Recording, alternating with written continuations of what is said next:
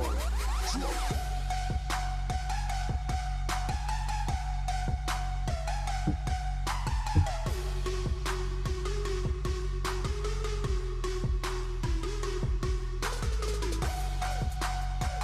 not live yet.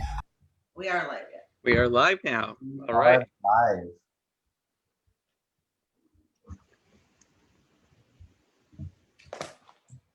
Good evening, ladies and gentlemen, and welcome to an episode of Oxnard Live, our live election night coverage.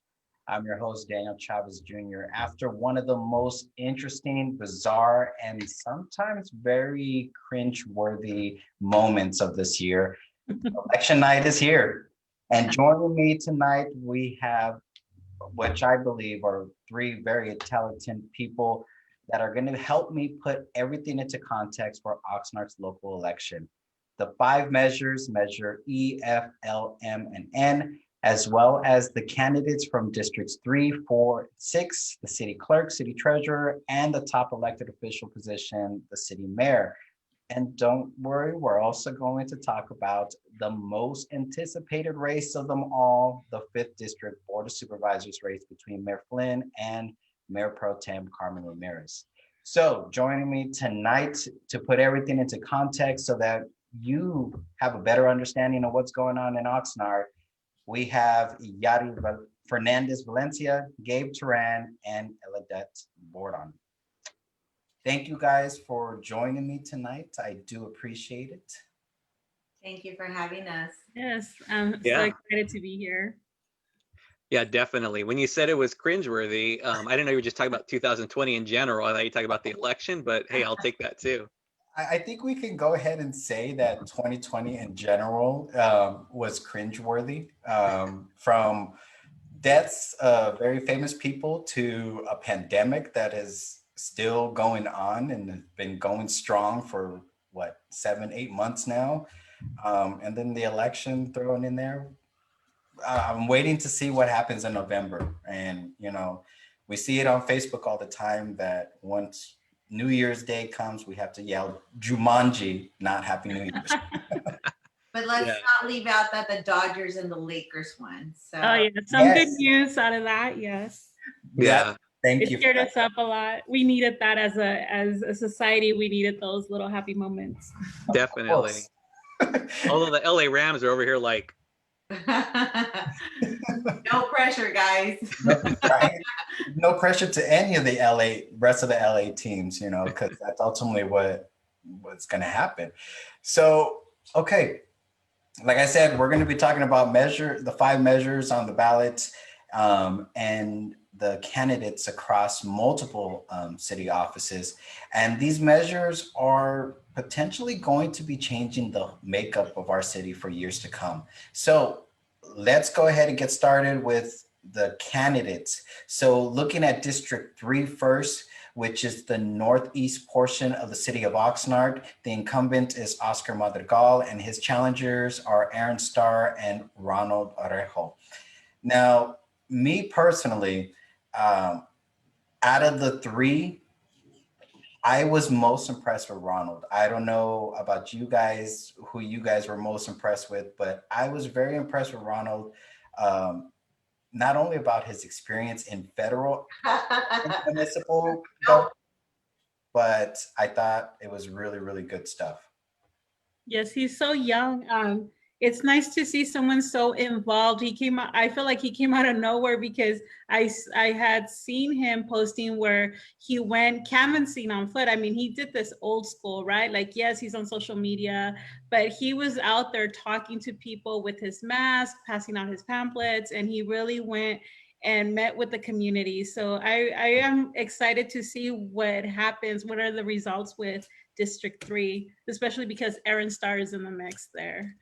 Yeah, I'll say too with Ronald that I've been following him on social media for the last couple of months. And this guy, I am not shy to say that out of all of the candidates for every race in this city, I think he was the hardest working out of all of them. Dude was on the ground floor, hitting the pavement, going door to door. And I think it kind of even insinuated that he wasn't even targeting the high propensity voters. He was going to every door within his district, and he was talking to people. He was delivering door hangers. He was out in the community doing it, like Ellie that said, totally old school, just out there with the people. And I got to give him major props for that. I was really impressed with him as well. I will say about this, because of this pandemic, a lot of candidates shied away from doing the traditional door-to-door knocking, getting in front of the voters. Now, in general, do we think that that actually maybe hurt some candidates, that they didn't get that opportunity to get face-to-face and they solely depended maybe too much on mailers or social media? I do think so, especially on a national level. We've seen, I know these are not local to Oxnard, but Julia Bromley kind of stepped away from her social media and there was really nothing on the ground floor. And her opponent is all over Twitter. She's all over, Instagram. She's all over like the main hashtags. And her opponent and I don't agree on a lot, but I had pointed something out on her website and she responded. She changed her website because of something I pointed out regarding immigrants and children. And I feel like Julia was relying a lot on that old school technique. And if you don't have the social media to leverage when you can't go out and you're not doing this because of the pandemic, people are gonna go by who they're seeing, they're who listened to them, who is talking to them, who is reaching out. So if you're not having your social media and that's not on point and you're not out there doing like what Ronald was doing, I feel that people will forget and they're gonna be like, why are we gonna vote for you if you're kind of hidden from the public? Yeah, and that brings me to Ronald was very much also like Janessa, who's running for Oxnard trustee, where you see these new emerging, candidates really make use of being, millennials and tech savvy and using all of that to their advantage to really put themselves out there, as opposed to some older folks who may very well be as qualified, but it's really playing a role now, how you use social media. I completely agree with that. So let's go on to District 4. Now, District 4 had the largest field of candidates. Incumbent is Brian McDonald. Challengers are Jack Villa, Lucy Cartagena, Saul Medina, and Efra Jimenez II. Now, all five of them have, in one shape or another, been part of the city of Oxnard. Whether it's volunteering, whether it's being part of the inter-neighborhood council organization, or sitting on one of the citizens advisory groups. What are your guys' thoughts? Who stood out to you guys the most out of the five? And again, this is the largest field out of the three council races. I personally got to see a lot of Lucy out there. Her campaign is really, she went with the whole I love Lucy, which that was kind of genius because it's memorable, right? People are going to remember the I love Lucy. But aside from her campaign, regardless if it was a gimmick or not, she was out there volunteering, cleaning. She was going into the neighborhoods. You saw her putting her time into the neighborhoods, talking to people.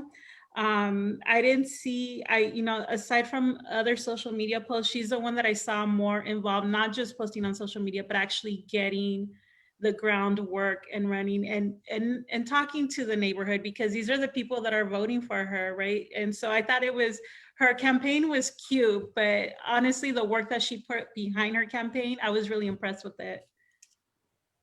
Yeah, she started that. Also, the kind of the car clubs to get involved in doing the kind of trips around the district, and that was super innovative. Like Ellie that said, she really thought out of the box and really brought exposure to her and her campaign. And she's already well known for being very vocal and passionate about the things that she's, truly behind. And so for people who don't know that about her, getting that exposure and getting that name recognition and then the campaign slogan of I love Lucy, that was a really smart way to go about doing it for sure. I loved her campaign, her shirts. She had the shirts going. I mean, the brand, I work in marketing, so when it comes to branding, the flyers and everything was all consistent and cohesive all across the board. I really liked her campaign. I mean, I'm not in her district, but that's one of the campaigns that stood out for me. What about you, Yadi? What did you think was one of the candidates that stood out for you? Well, when you talk about standing out, for sure was her because of all the, her creative way of, using the I Love Lucy and all of that to really spotlight herself. I did vote for McDonald though, which just comes to, for me, it's, there's a lot of people who will be great at promoting themselves. But, it's when you look at the policy, who they are, what, the bigger issues. So for me, I voted for McDonald's. Yeah, and if I can jump in on that too. Yeah. The thing is too that, I mean, Lucy absolutely had the standout campaign. I helped coordinate a number of candidate forums for this year. And when I think back on the performance of each candidate at those forums, they all really, for the most part, did their homework and brought it. Thinking back to District 4, obviously Brian, who's been in a long time, prior to being in city council, was involved with the Oxnard Police Department. Purely objectively speaking, the guy has a grasp on what's going on. He can explain it to you in a really simple way. And he really showed that, yeah, I'm here, I've done my homework, and I'm willing to continue doing this work if I'm reelected. And so, I don't blame you at all for that, Yadi. I don't live in that district, so I don't vote either way, but that's the way I saw it for District 4. Yes. I actually live in this district. And honestly, I agree with your guys' comments. I look more at the policy and the knowledge that can go, and what I believe was going to be best for me and my family, and I end up voting for McDonald for that race. District 6, which is one of the new districts that end up coming into the city of Oxnard back in 2018 when the city moved towards district-based elections. That brought on two South Oxnard districts, District 5 and District 6. District 6, as many may remember, was initially a 2-year just to be able to get it on the presidential cycle. Now, whoever ends up winning this seat, whether it's the incumbent or a challenger, will be able to have their full 4-year term. The incumbent is Miguel Lopez. The challengers are Carolina Garado Megaña and Carla Alejandra Ramirez. If you guys recall, Carolina and VNA were both in that race 2 years ago. So this is a little bit of a rematch, I guess you can say, for District 6. So which candidate stood out to you guys, and who would you vote for? Well, there are none in my district. I feel I wish I could have. I feel like I wish I could have sometimes, a group of all three, because some of these have a really strong points. I know Carla is very passionate. I just think she needs to be a little bit more seasoned in the communication. I think she has really good intentions in creating a voice for the people, but it's not just a voice for the people that are the most vulnerable. You also have to be able to take that message and present it to like, how are we going to pass these things, and how are we going to get this done? And I think there she might be a little not as seasoned yet. I know that as far as issues, they're not in my district, so I don't know who I would have voted for. And none of these, so I didn't put that kind of thought into this race. But I feel like Vianney Lopez might be on name recognition and the work that she's done. She probably has a strong chance of getting that again. Okay. Yeah, I'm going to say voted for Vianney Lopez, even though she's not in my district, as McDonald is not in my district either. But I literally have a couple hundred people that follow my voting thing, and it was news to me. I used to just post it, but now I will have the messages of, you know, do you have a list this year, whatnot?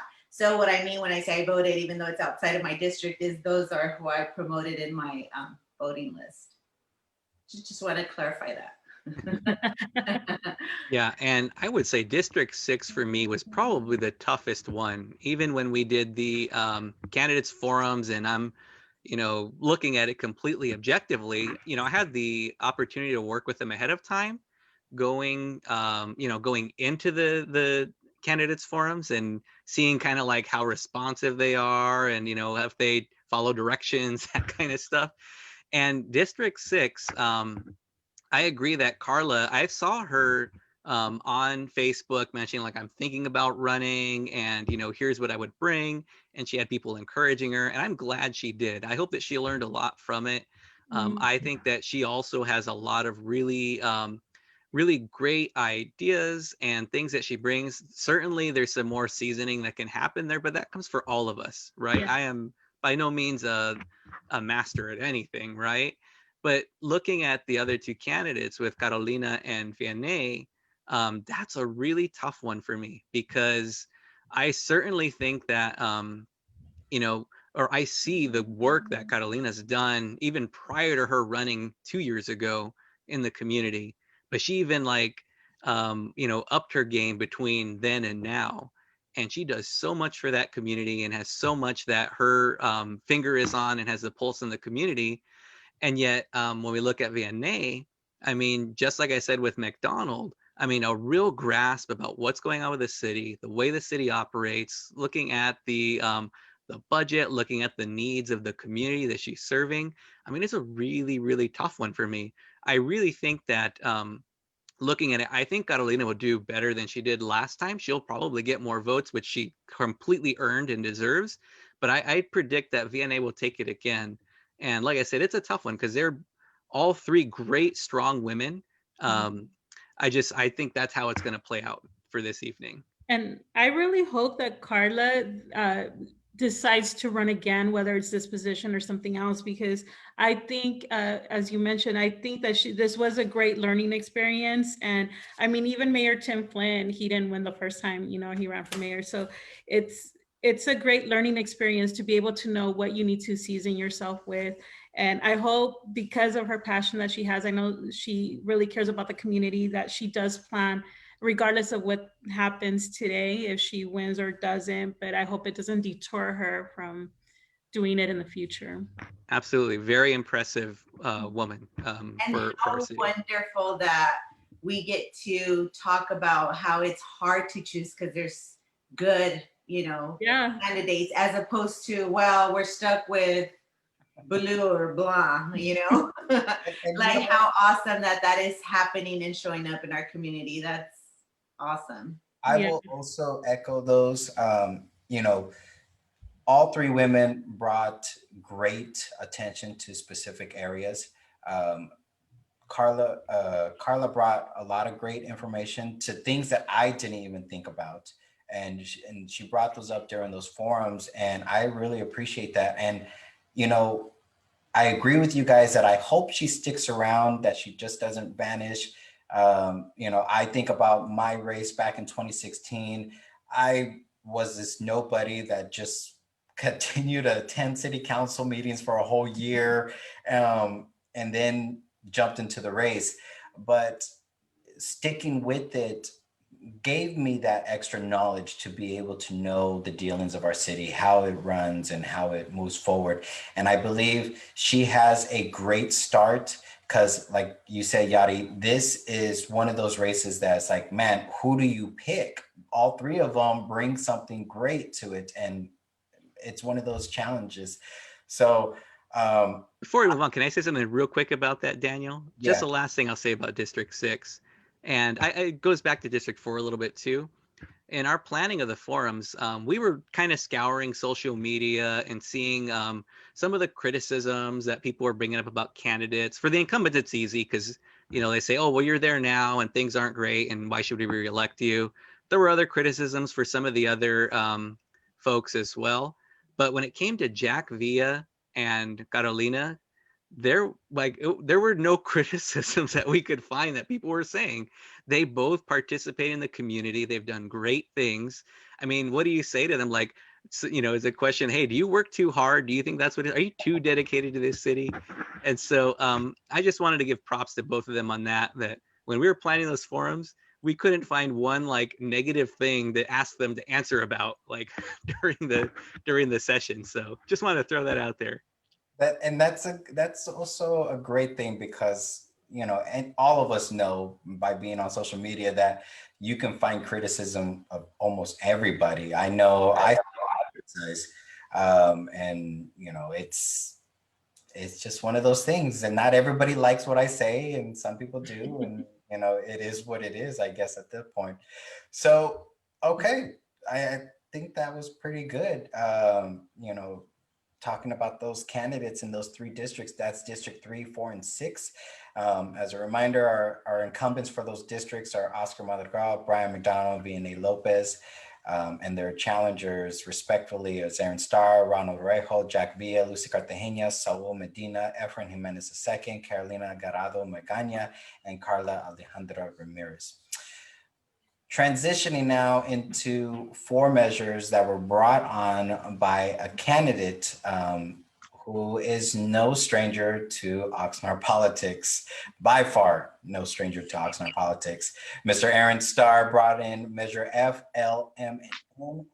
And we are also going to go ahead and bring in Tom Cady, who is going to be giving additional context on this. But before we bring Tom into it, I just want to also make a mention that we did reach out to the supporters, those that signed those measures to be placed on the ballots.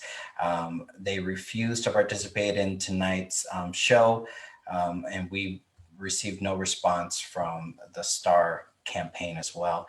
We also wanted to make sure that we kept it non-candidates so that we're only focusing on non-candidates and not give a candidate an upper leg on others.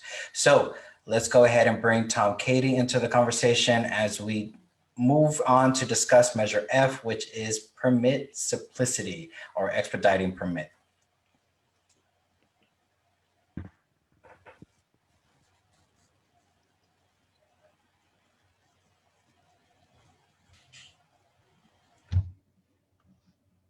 Tom, are you with us? I am with you. How are you, sir? It is so good to see you, Chief. Good to see you, Daniel. How you doing? I'm doing well, thank you. And just to introduce our panel, we have Eladette Bordon, Yadi Valencia Fernandez, and you already know Gabe Turan.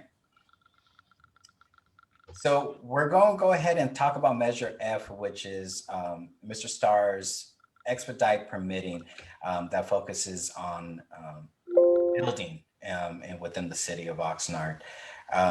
What is your take on that, sir?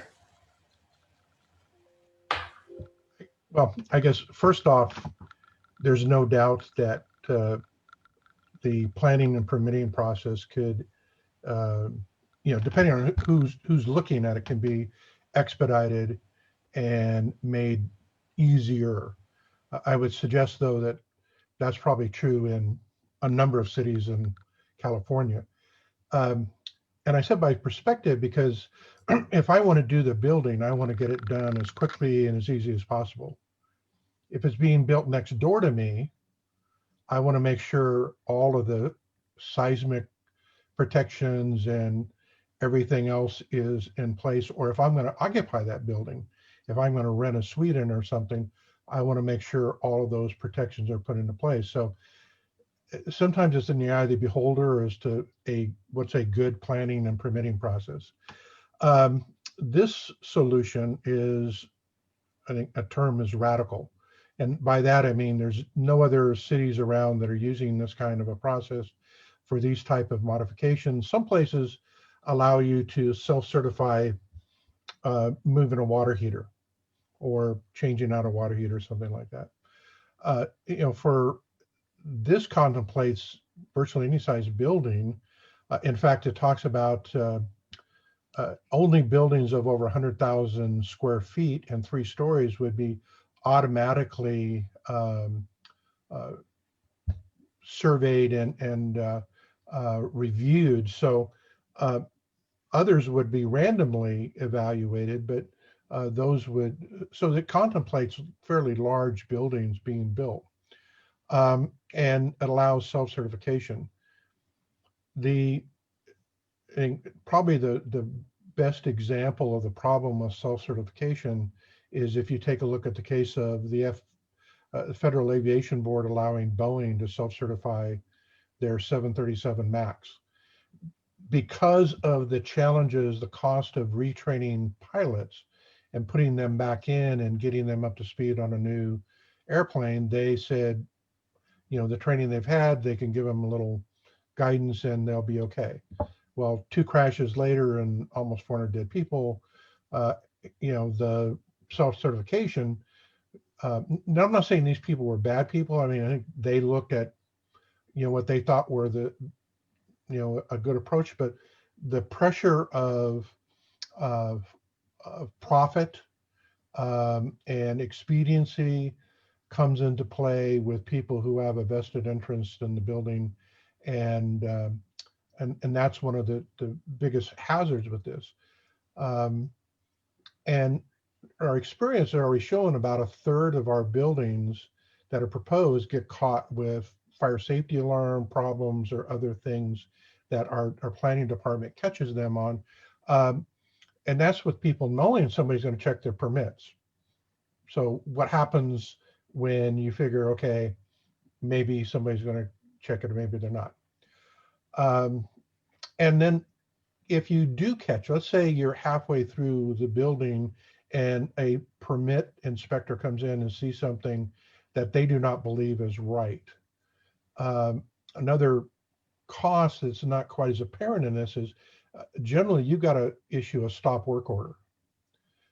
And so they have to stop, you have to do an evaluation, you're going to be certain, you've got a crew already out there, you've got laborers, everybody. But now the liability sits, if the city takes that action and has them stop, and let's say later on it turns out, well, that wasn't that big of a problem, then I would suggest there's a potential liability to us as taxpayers for whatever it costs that builder to wait for a review of why you've stopped it, and what might be the cost of them having a crew out there or committed to a crew working. So it's, none of the places have done this. None of them certainly have, sit in coastal zones where there's another layer of regulation that sits on top of our building regulations. And Aaron says that this is going to stimulate somehow some economic resurgence that's going to happen, and all of a sudden there's going to be more Haas automations coming. The Chamber of Commerce looked at this, and that is not going to happen. So Tom, let me ask you something, because you do sit part of the chamber, the Oxnard Chamber, represents many of the businesses in the city of Oxnard. Wouldn't this be a good thing for many of them to be able to get the permits through faster? Make me understand, because I'm pretty sure there's a few other people that are wondering, like, why would the chamber oppose something that's supposed to be faster? Well, I mean, the one-stop center that the city is in, the improvements that were begun under the previous planning director and are continuing now, are meant to speed up that process already. You don't want to, as a business owner, you want certainty. Speed is money, but so is certainty. So I want to be sure that if I have a plan for remodeling, a plan to build something, that it's going to go through. And I don't want to roll the dice. So in our view of this, it is laden with risk that are exceeded by the benefit. And can I jump in on something with that too, Tom? Something I think that was important that was brought up was in regards to the work stoppage if something were to be found in the audit phase during construction. I spoke to someone whose family business is construction and doing contracting, in the city of Oxnard in the Southern California region. And when I asked her about this, she said it's cheaper to make changes on paper than it is during construction. Like, why would you just roll the dice, put liability on your company to say, like, yeah, I took this certification class and I know that all these things are correct, only to be found later on in an audit that something wasn't correct. Now you got to send workers home.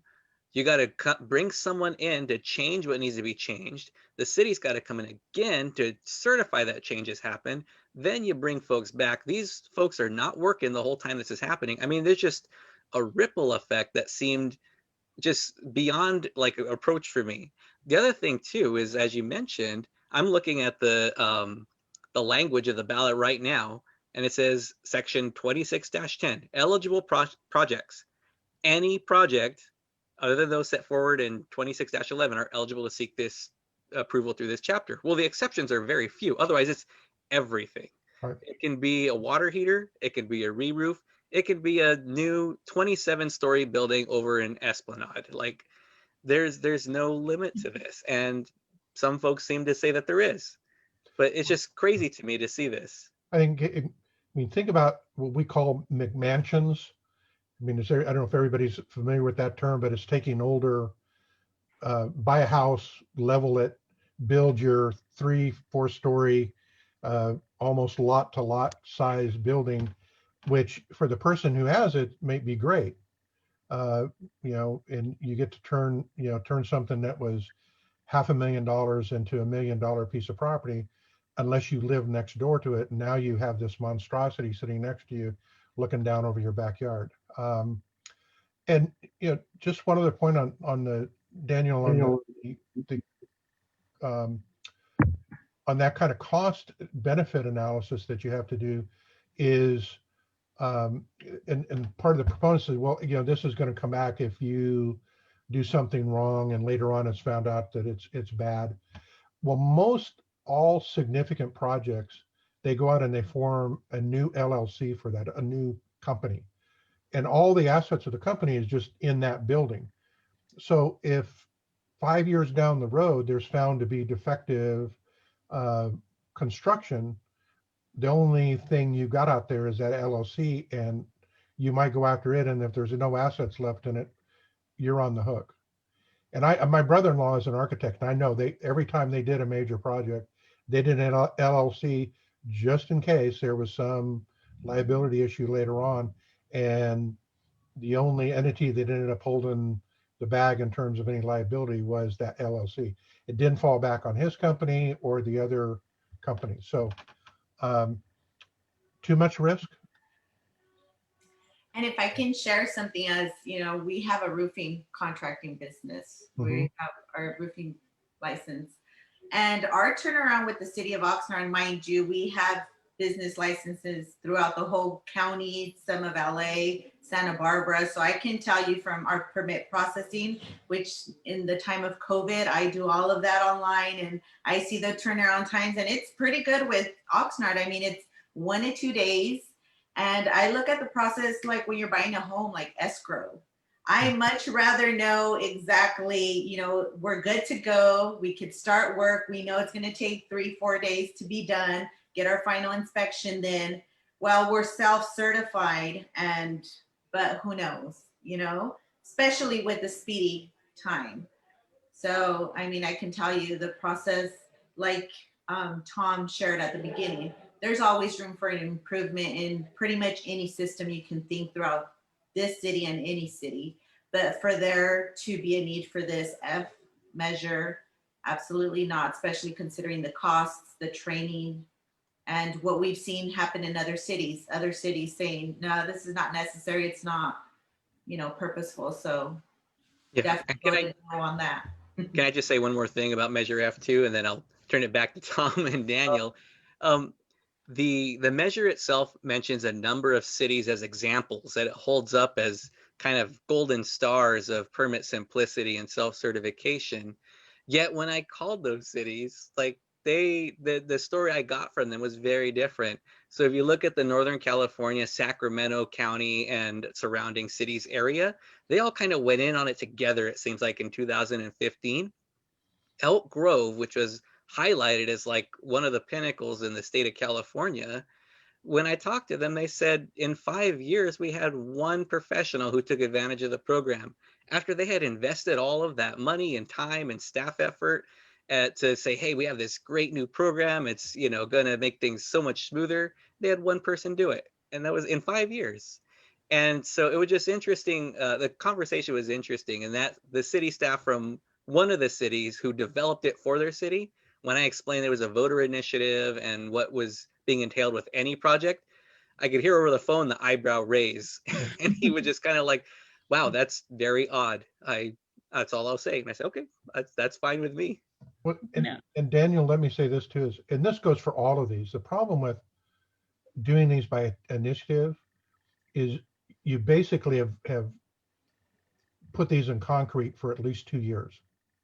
So if they turn out to be bad, you have to get an effort going to make a change in the next ballot. Whereas if it's a legislative adoption, if the council or somebody adopts the changes and you find out it doesn't work, you can tweak it.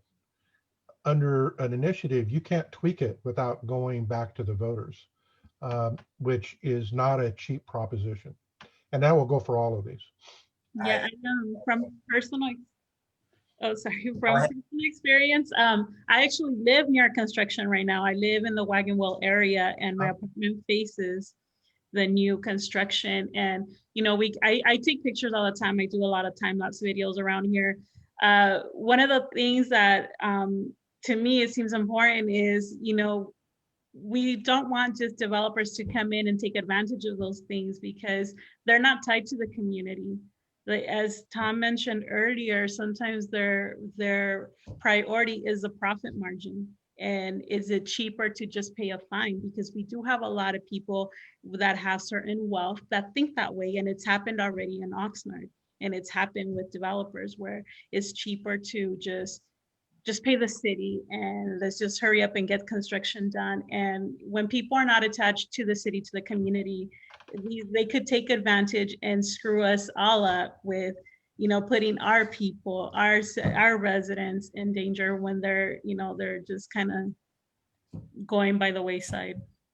Well, let me assure you, I didn't have a job for 30 years on the police department if there weren't people who tried to cut corners and get away with stuff. And it happened in New York. There was a very expensive building that went up in New York a few years ago. It was a high rise, and the developer cut corners on the fire safety, and it killed a lot of residents that were paying a lot of money to live in this expensive high rise just because the developer didn't want to put in the fire safety. Little things like that. It's like, oh, the chances of it happening, but it happened. And that was within, I want to say it was within the last 5 years. It wasn't like in the 80s. It was recent with all the technology. Well, most expensive in our area is probably seismic protection. Yeah. And people, we won't know how, if somebody did cut corners until the one big one happens. And then, it's going to be too late. Yeah. Well, okay. Go ahead. Sorry. We'll go ahead and move on to our next measure, which is Measure L, which tends to be a very controversial item. The measure talks about taking a city treasurer position, which is an elected official, and merging it with an appointed position that's hired with experience, degrees, and merging it into one elected position. Now, mind you, an elected official in the city of Oxnard only has to be a minimum the age of 18, a resident of the city, and a registered voter. Whereas a CFO has to have at least 8 years in some type of financing background, 5 years of management skills, and so much more other degrees.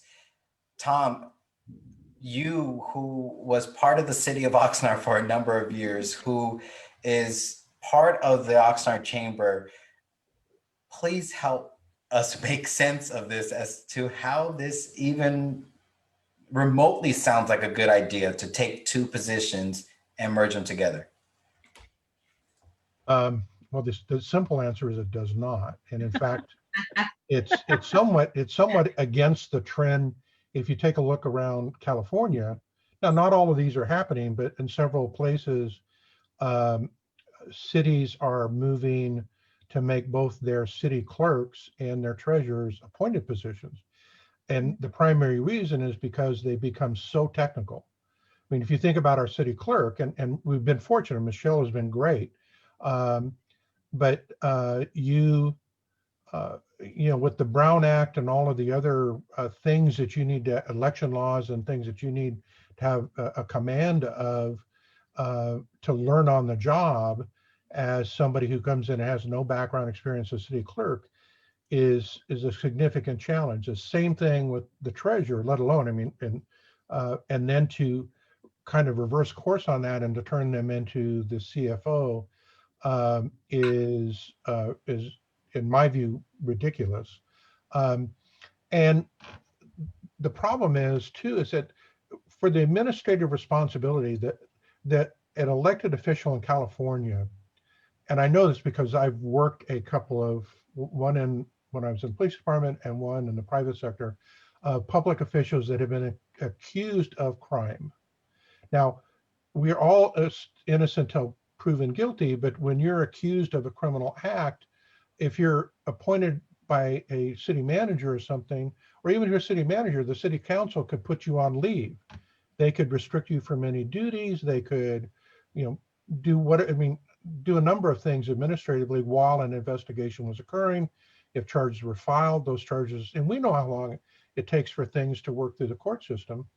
And, but the way the law is written, an elected official continues in their job and in their duties. So we could have a city treasurer who's a CFO who embezzles, who, commits, and that would be a criminal act. And that would be significant and maybe over the top, but I would suggest you take a look at the recent case with Duncan Hunter down in Orange County, who was accused of misappropriating his campaign money, charged criminally, and actually was going to trial when he was reelected and then ultimately pled guilty. But all that time he was in office, had access to campaign funds, the same kind of campaign funds he was accused of misappropriating. Probably more pedestrian, but just as much a significant issue, is if the person was to harass people or intimidate them or be a bad manager. What could you do if they're an elected person to control them and stop that behavior while it was happening? I would suggest that if it's like sexual harassment, our liability as a city, if the person continues, we can't do anything. They continue in some form of the behavior, we open ourselves up to huge liability for whatever action that person takes because we don't do anything. Now you could say, okay, that could happen with a city council member, but they're part-time people. They're not that frequently. This would be a person who would be there 40 hours a week or more in a staff position, have people in a reporting structure to them, and could frankly engage in behavior that is problematic and hard to hold them account for. The other piece I'm not quite sure of, and this is even, if there's a personnel investigation of this treasurer CFO for some administrative misconduct, what are we able to release to the public so that you as a voter, let's say, okay, well, he's answerable to the voter, what can we release as public information from a personnel investigation if it doesn't rise to the level of a criminal violation? That's a really open question, and I don't know what it is. The only thing I do know as an elected official, if they're accused of a crime, the only way that you can get rid of them is to have them quit, recall, or they fail to get elected. So that's just on the accountability part. On the other is if they're 18 years old, if they're a politically well-connected person and they get elected, it's not like we're overwhelmed with candidates for treasurer. Right now, we've got two. So if you had a single candidate for treasurer that was supremely unqualified, what would you do? I mean, that's the only one person you could vote for. And now they're going to be your chief financial officer. This is a poorly thought out uh, effort to support a current elected official. And it is a form of governance that happens no place else in California. The only places that may combine pieces of the CFO and treasurer's job are ones where they're appointed, and as you mentioned earlier, Daniel, where there's a list of qualifications they have to have before they can hold that position.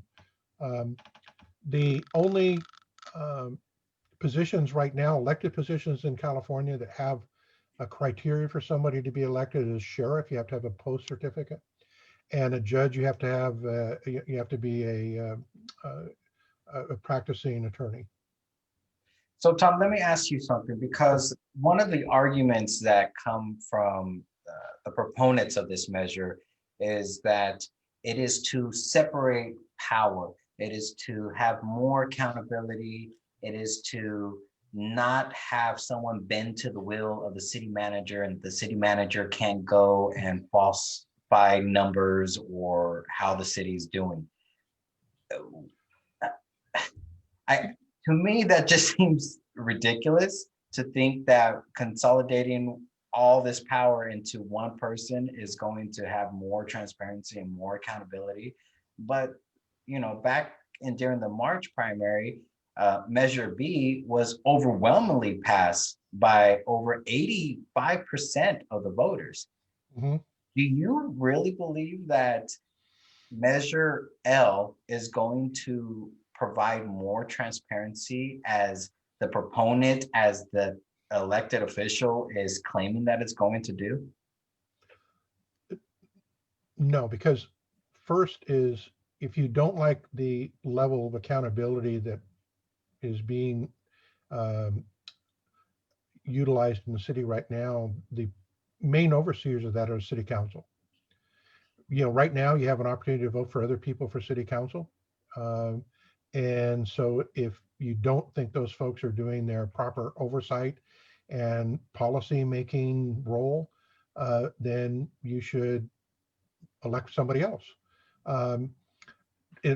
Replacing them by one person, and if you take a business and you divide the organizational leadership between two separate entities, I suggest you end up making two weak companies out of one good organization, one strong organization. So I think it's a false argument about transparency and oversight. We have the mechanisms in place to do that. And it's 7 people, not 1. And the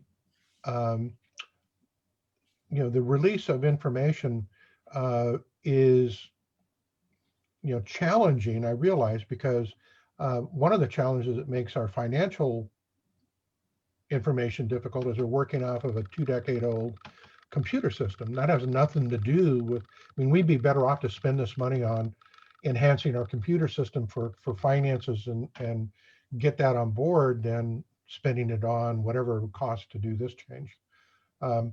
The other thing is the whistleblower would come under this person who, once again, has complete autonomy, and who would, if the whistleblower came up with problems in that person's organization or with them, and they report to them, what sense does that make? So I think across the board, it's a fix in search of a problem. And it certainly is a radical restructuring of governance.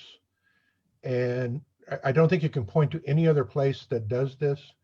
And the chances of a person being the chief financial officer with the adequate experience and qualifications is significant, because we're stuck with this. Once people voted in, until you vote it out, we're stuck with it. So whatever, however you evaluate the current occupants or potential occupants of the role, you have to evaluate this in respect to 5, 10 years down the road. Any final comments from our panel or questions on Measure L? I guess just to compare it to, it's the same as I remember I used to work at Pizza Hut, and it's one thing to count my register, my till at the end of the day, but it's another thing to oversee a budget and millions of dollars, and hopefully people make the right decision for the city. Yadi? I just, I heard Tom talk about both of the measures already in terms of it being radical. And it's interesting that they're created by the same person. And it's interesting who comes to mind can potentially fill this spot. So yeah, it's just, you start seeing this, reoccurring vibe. Gabe? Yeah, obviously I got a lot of thoughts on this one, but I'll just Say them. keep it simple. Tom already went over a lot of it, and I just really hope the voters really looked into all of the measures, all 5 of them that are on the ballot, but this one has the most potential to really change up the way that our local government is structured. And I don't see that as being a positive thing in the way it's proposed by this measure. And looking at, I read every single measure, every single word multiple times. And I'll tell you, that was an effing hard one to read. So the letter is perfect for it. But for Measure L, I just have to say that I don't think it seems intentional that it's written in such a way that you have to read it multiple times to get it. It's a local measure for a local government at the city level, but it does incredible changes that as I said, I don't see them as being positive changes to the way that our government works. I see it as a consolidation of power and really giving too much to one person who may or may not be qualified to do the role. And I don't mean qualifications on paper. I mean their competence in their role. And that's not to say about the current candidates, but who's to say 4 years, 8 years from now, 12 years from now, we get someone running unopposed who's grossly incompetent for this role and we're stuck with them for the next 4 years. So it's just leading this to its logical conclusions. It just does not work for me. So I'm out for this measure. Yeah, I voted no. The other thing is that anytime you have, this person has the authority to set benchmarks for performance benchmarks and then evaluate whether you have accomplished them, but they have no responsibility for delivering them, which anybody that's worked in an organization where somebody else has the authority to set your benchmarks and such for you, but they have no responsibility on how they come out, is a real problem. Because they can go, well, that's your fault, not mine. Thank you, Tom, for that. Sure. Our next measure is Measure M, which deals with the city's meetings and the procedural rules and how it conducts itself. This measure, it is to prevent, and I'll say that again, prevent city meetings from occurring before 5 p.m. unless they meet certain standards. This is not a big fancy one, but it is one that it is worth looking at. Tom, from a business point, does it make sense to, one, have staff record their presentations, present their presentations, be there to answer questions, not only twice because they answer it during the committees, but also during the city council as a majority? Does it make sense financially or in general? Because not only do you have that business knowledge, but you also have city knowledge too. I mean, that's a good point in terms of one of the the downsides of this is this idea that you're going to, not only do you get to make some kind of a video presentation, but I'm not quite sure what the guidelines were for other people to make one as well. And so if you have somebody on the other side that, wants to do a presentation, how that's going to work out, how that would work out now with COVID, and I'm, not sure. But, just take the timeline that it takes to put together a video. And if you kind of look at how things can change as, it's particularly like if you're getting, replying to a federal grant and you have so many days to complete your grant application, get your stuff ready and go to council, you will have virtually no time to develop a program and get it together, do a pre-recorded presentation to go in and present it to council, and then have to be there waiting for somebody to ask a question. And all it takes is one person say, hey, can we roll the tape again? And now you're all of that, whatever you were going to save goes by the wayside. One of the less obvious ones of this is like, we're going to have Robert's Rules of Order. And I've operated in boards where they have Robert's Rules of Order, and they can be used to facilitate a meeting, or they can be used to throw sand in the gears of getting anything done. People who, and I would suggest that if you do a little research on the proponent on this, you will find that he has a long history of at least his own members in the Libertarian Party of accusing him of ended up making motion after motion. So you can use Robert's Rules of Order and point of privilege and other motions to slow down the process so much that you start these meetings at 5 o'clock. You have to give everybody 3 minutes. So the current chair is able to reduce that down. If there's 50 people to speak, say, hey, get it done in a minute and a half. And so you lose that. You could have somebody, if he was to end up being elected on the council, that could throw in motion after motion, and you'd be back to 2 o'clock in the morning meetings. Now, why would somebody do that? I can honestly, if I want you to do something and I can't convince you any other way, I can gum up the process enough where eventually you say, here, go do it. Or if I want to do something and you don't want me to do it, I can make it so that it is so burdensome that you give up and you just go away and say, hey, I'm gonna basically bend to the tyranny of the microphone. Yeah. So, can I say something about that too, Tom? Sorry to interrupt you, but one thing that comes to mind with both things you just mentioned about the video recordings and Robert's Rules of Order, the measure or the initiative proposes or presents itself as a way to make meetings more accessible to the public. However, everything you just mentioned so far has the high potential to make meetings, number one, start later. So if we're starting later, we have to start at 5. Then we have everybody who's guaranteed 3 minutes, no matter how controversial the item. Now we have 200 speakers lined up. We're going to now be pushing the meeting into the wee hours of the morning in a working class community where can people really participate until 11, 12, 1 in the morning, 2 in the morning to give a comment or to see deliberation of the council when it finally gets to that point? I just really, there's a lot of things that are problematic to me about this measure when you look at them and their individual components and how they add up to each other. And going back to the video thing, I mentioned in a video I created, when I create my videos, I probably put about a half hour to an hour of work into every minute of video that I create.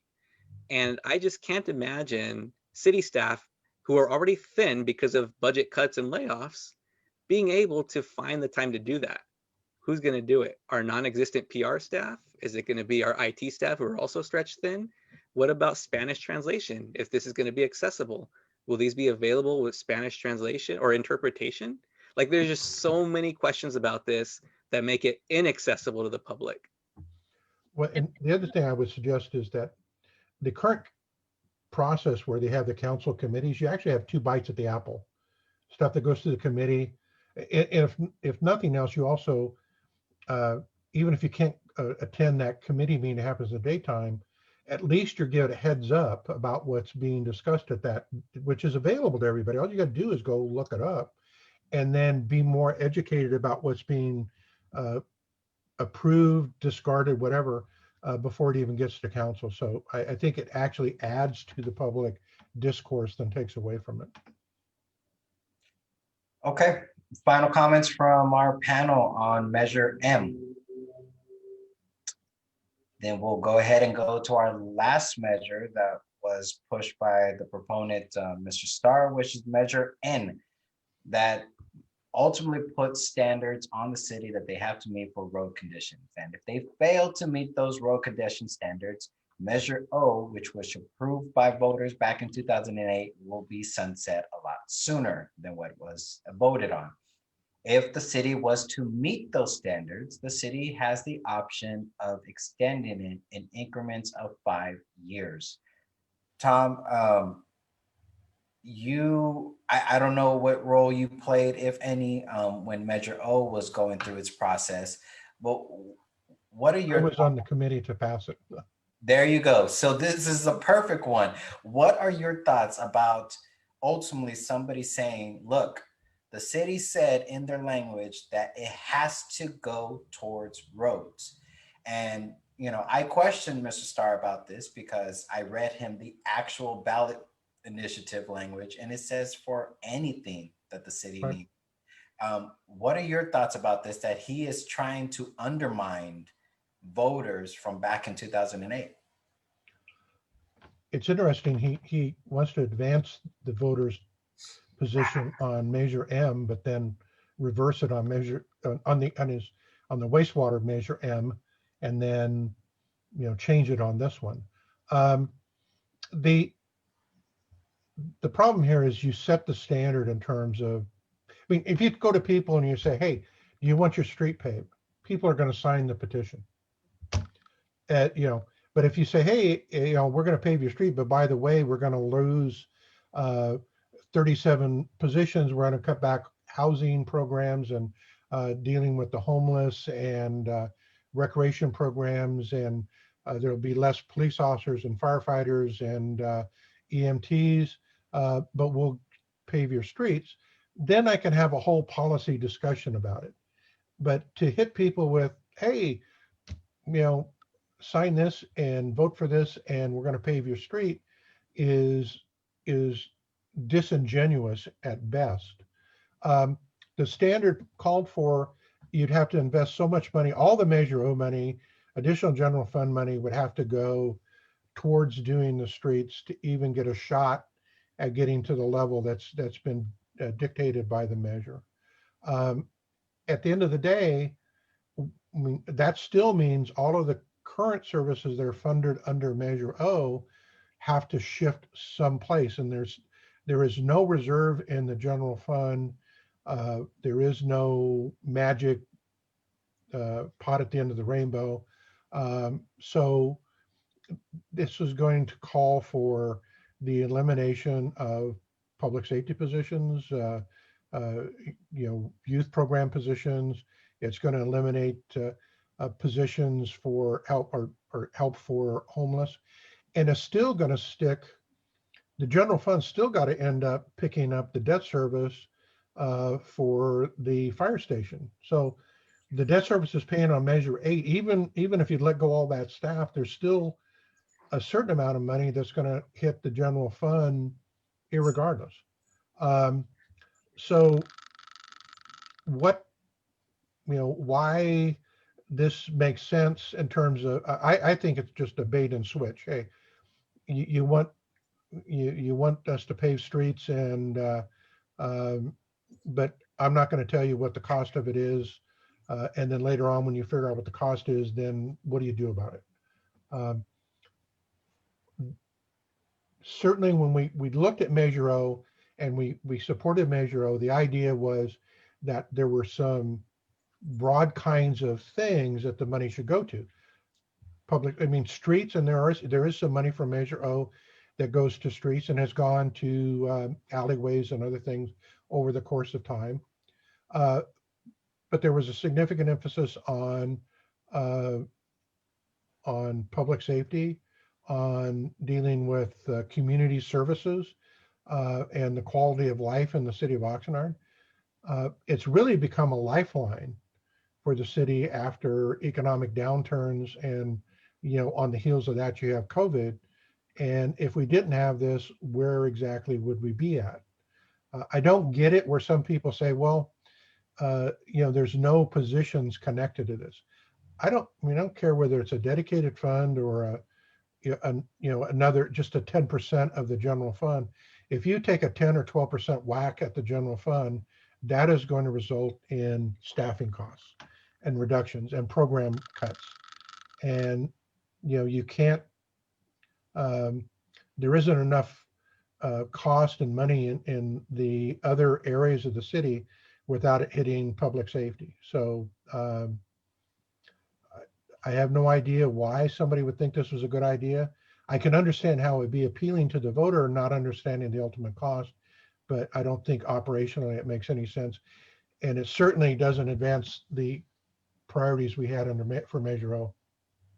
And I think that it brings, the awareness of the misinformation and the age of misinformation. And I think this is one of those cases where we can see it happen, where just like you say, it could be appealing to the voter when they're outside coming out of Target or Sam's Club, and, you have a candidate standing there saying, hey, aren't you tired of the potholes? And, it sounds appealing and makes sense, at first, but it's not until you get to the full depth of a measure that you can really understand the ins and outs of it. So I'm just tired of this candidate and like him putting so many measures and, suing us and then running for office. Like, I'm not sure how he's going to get the point that he's just not who we need or want. But yeah, I'm just tired. I'm kind of exhausted from this. I think what happens with Aaron Starr, a lot of the reason I couldn't be a lot more vocal back in the past with Aaron Starr, which I really wanted to, was because my dad used to work at Haas and I didn't want any kind of retaliation with my dad, but he's retired now. One of the things is he's really good at what he does in his job, in his position, handling these finances. But when you're running a city, it's not about just the money. You have to look at the people. And Aaron Starr doesn't listen to the community. He surrounds himself with people that are yes people and people who like he thinks he knows best, but he's not listening to the community, and he's not listening to the people that are the most vulnerable in our community, that they need to, in order for them to participate, the city council meetings should be after they get off of work. They should be accessible to the most vulnerable, to the people, as Gabe mentioned, they're the working class. He spends so much time telling us instead of listening, like, hey, this is what we need. If he were to do more listening and he had different intentions, I mean, as Tom mentioned, he got kicked out of his political party for some of the shenanigans he was pulling.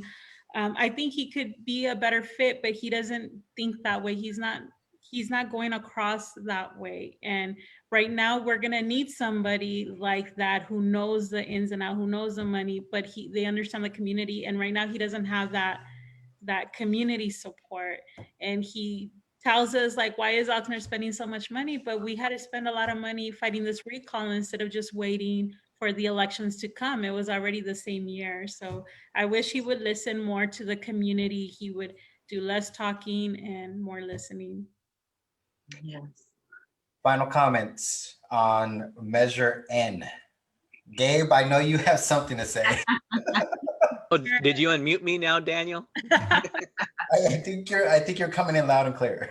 All right. So I agree with everything that was said, and thank you again, Tom, for coming in here and trying to explain it for everybody to understand in terms that we can really digest. Again, if you look at the measures themselves, the way they were written, it reads like stereo instructions, and that's a real throwback quote for anyone who's around my age. But what I want to say is that for Measure N, a year ago when I read these things, I was reading this saying, this is impossible. There's no way this can happen, that this is going to pass, or the way that this is going to be achievable is what I should say. So we had forums back in February about this. It was Measure B that we were focusing on. That was the sole measure. And there was some discussion that came up about It didn't have a letter attached to it yet, but it was the Keeping the Promise Act or whatever it was called back then. And I brought up with Mr. Starr and Miss Purcell there, and I said, this seems mathematically impossible to me. I mean, let's use alleys as an example. Alleys are a huge part of the PCI calculation, and they are just off the charts for their current rating in that index. Alleys need $50 million plus to repair or replace the alley networks that we have in the city of Oxnard. $50 million. That would be 3.5 years of just Measure O money every single year dedicated 100% to alleys in a good economic year. We would not hit the 2022 deadline if we focused only on alleys to bring up like, you know, the lowest scoring part of our PCI. There's the math on it does not work out. And the last thing I'll say about it that I brought up to Mr. Starr in our forums, I didn't get a response. I know you brought it up, Daniel, in another way. I asked, you know, are we suggesting we essentially defund the South Oxnard fire stations or other public safety to fund our roads? Like, is that the suggestion? We defund these other issues that are these other areas, services from the city that are dependent on Measure O. You know what? Put those to the side. Let's focus on roads. And I mean, I've heard him say in other things, well, it wouldn't just be Measure O. We could focus on other funding sources for roads. If we had those other funding sources, we'd be using them. I mean, it'd be bizarre to me. And I'm sorry, but it's a hard pass for me on Measure N. I don't know if you all picked up on that. Well, Gabe, I think you were going to vote in favor of it, but I don't know. well, Gabe, you know, importantly is the gas tax and the other normal funding for streets is not available for the alleys. So that's got to come out of the general fund anyway. And so there's not another place to get it. Another thing is sometimes you hold off on major street repairs. For example, right now, Rice needs some work, needs work. But they're going to be doing the Sackyoka parcel. So there's going to be major construction there. And then they're going to be doing the flyover at 5th and Rice. Now, why would we go in and spend millions of dollars repaving that, have the construction trucks tear it up to then have to repave it again? So, I mean, you do what you can, and maybe you don't, I mean, you're not going to get it up to the index that Aaron wants it, but it makes the most business sense. And that's one of the problems I see is that sometimes he doesn't use what I would call like common sense. I mean, maybe monetarily you throw the numbers in and you run them out and out comes a formula at the other end. But in terms of public policy, you want to look at what is making the most sense for the community. And, you know, and once again, this is one of those things where we pass it, we're stuck with it. So hopefully we're not going to get stuck with it. See, I think that it's not that Aaron Starr doesn't have common sense. He's a very smart man. I think what he's doing it's intentional. He's doing it's purposeful of misleading the community. I think that it's coming off like if we don't know any better, like it's because he doesn't know. But I think he is trying to trick the community because he's very seasoned in doing what he does, taking it to court and then throwing something and say, see, you guys don't know how to spend your money. So I think he's doing it on purpose. Yeah, he used the PCI report analysis by the city saying, oh, well, it lies, the city lies to you, and it has a political, you know, agenda. But then he says that and introduces his own analysis. Like, okay. Yeah. Yeah, it's intentional. A part of what I do in marketing is spread the message. Like, you know, my clients tell me what they want to let the masses know, and I have to make it so the masses understand. And he knows what he's doing. He would not be working at Haas if he didn't. He's very bright. I've talked to him a few times when he was out like in front of Food for Less or Target. As you know, it's very intentional from what I get out of him. He knows what he's doing and he knows what buttons to push. And as you mentioned, he'll tell you one thing about this, but then he'll say, but look at me, look at mine. And it's the same, it's his spin on it. So yeah, I think it's very intentional. Thank you, Tom. You're gonna hang around Sure. as we talk in just a few minutes about Measure E, which is the city's 1.5 local sales tax. But we're gonna transition to our city clerk, city treasurer, and start getting into the top races that we've all been waiting for.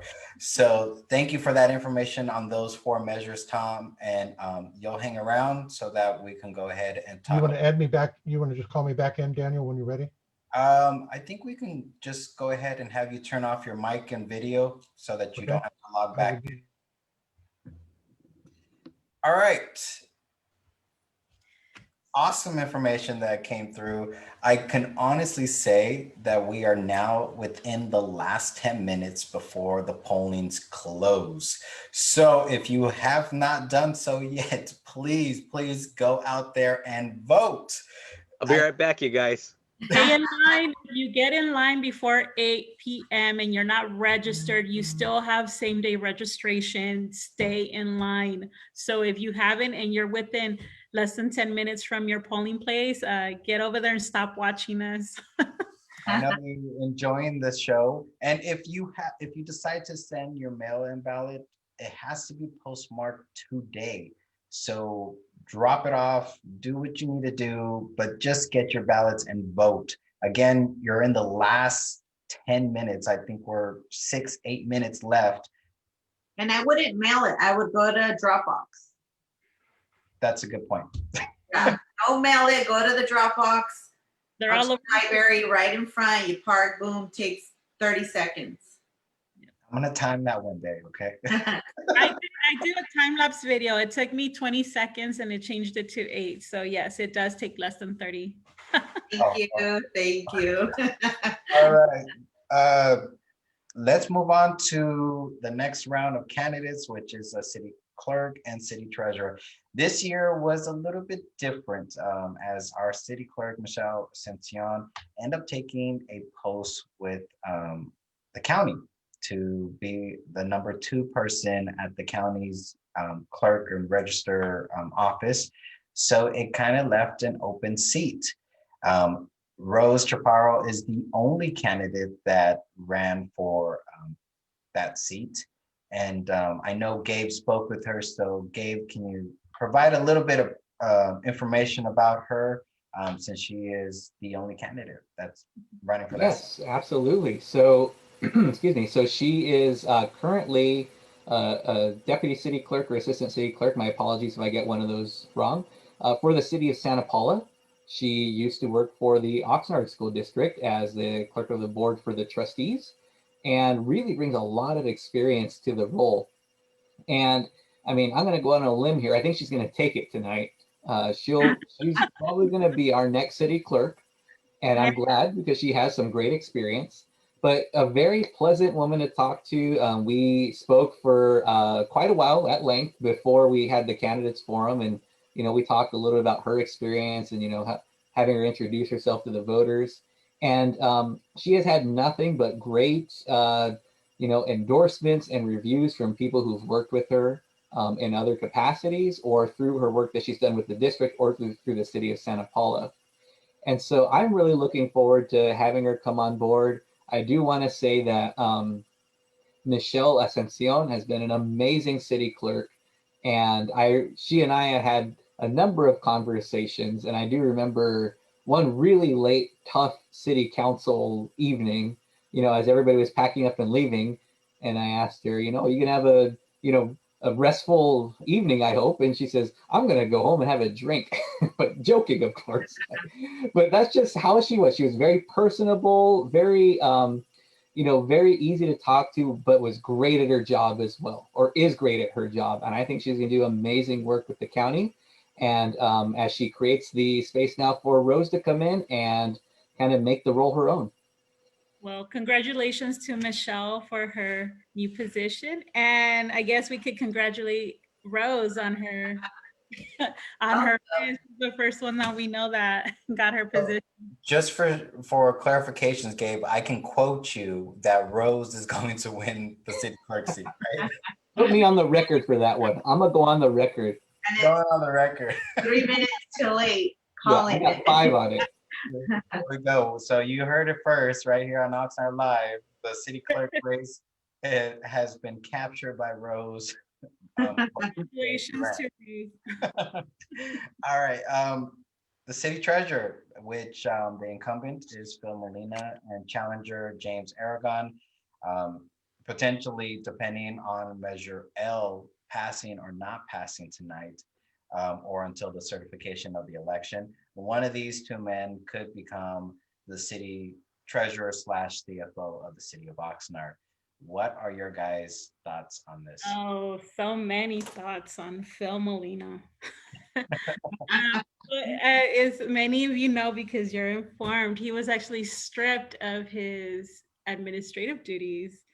And he has, accusations against him. So regardless if he does a good job or not, that to me played a big part in whether I voted for him or not, because people have to be they have to be able to do their job, but it should not be at the point of making, you should not have a harassment accusation against you. And one of the things that really kind of pushed me was when I was watching him speak. There's times that he would get defensive, not during the candidates forums, but during when he was being talked about this by by the city. So to me, that played a big part in that.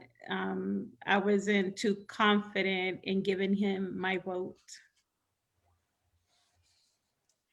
Gabe Rigotti, any comments on the city treasurer's position? I just gotta say, I felt that same vibe, not with any of the, situation that happened with the treasurer, but with the challenger. I had that same feeling with him on a more personal level of how he is and who he is.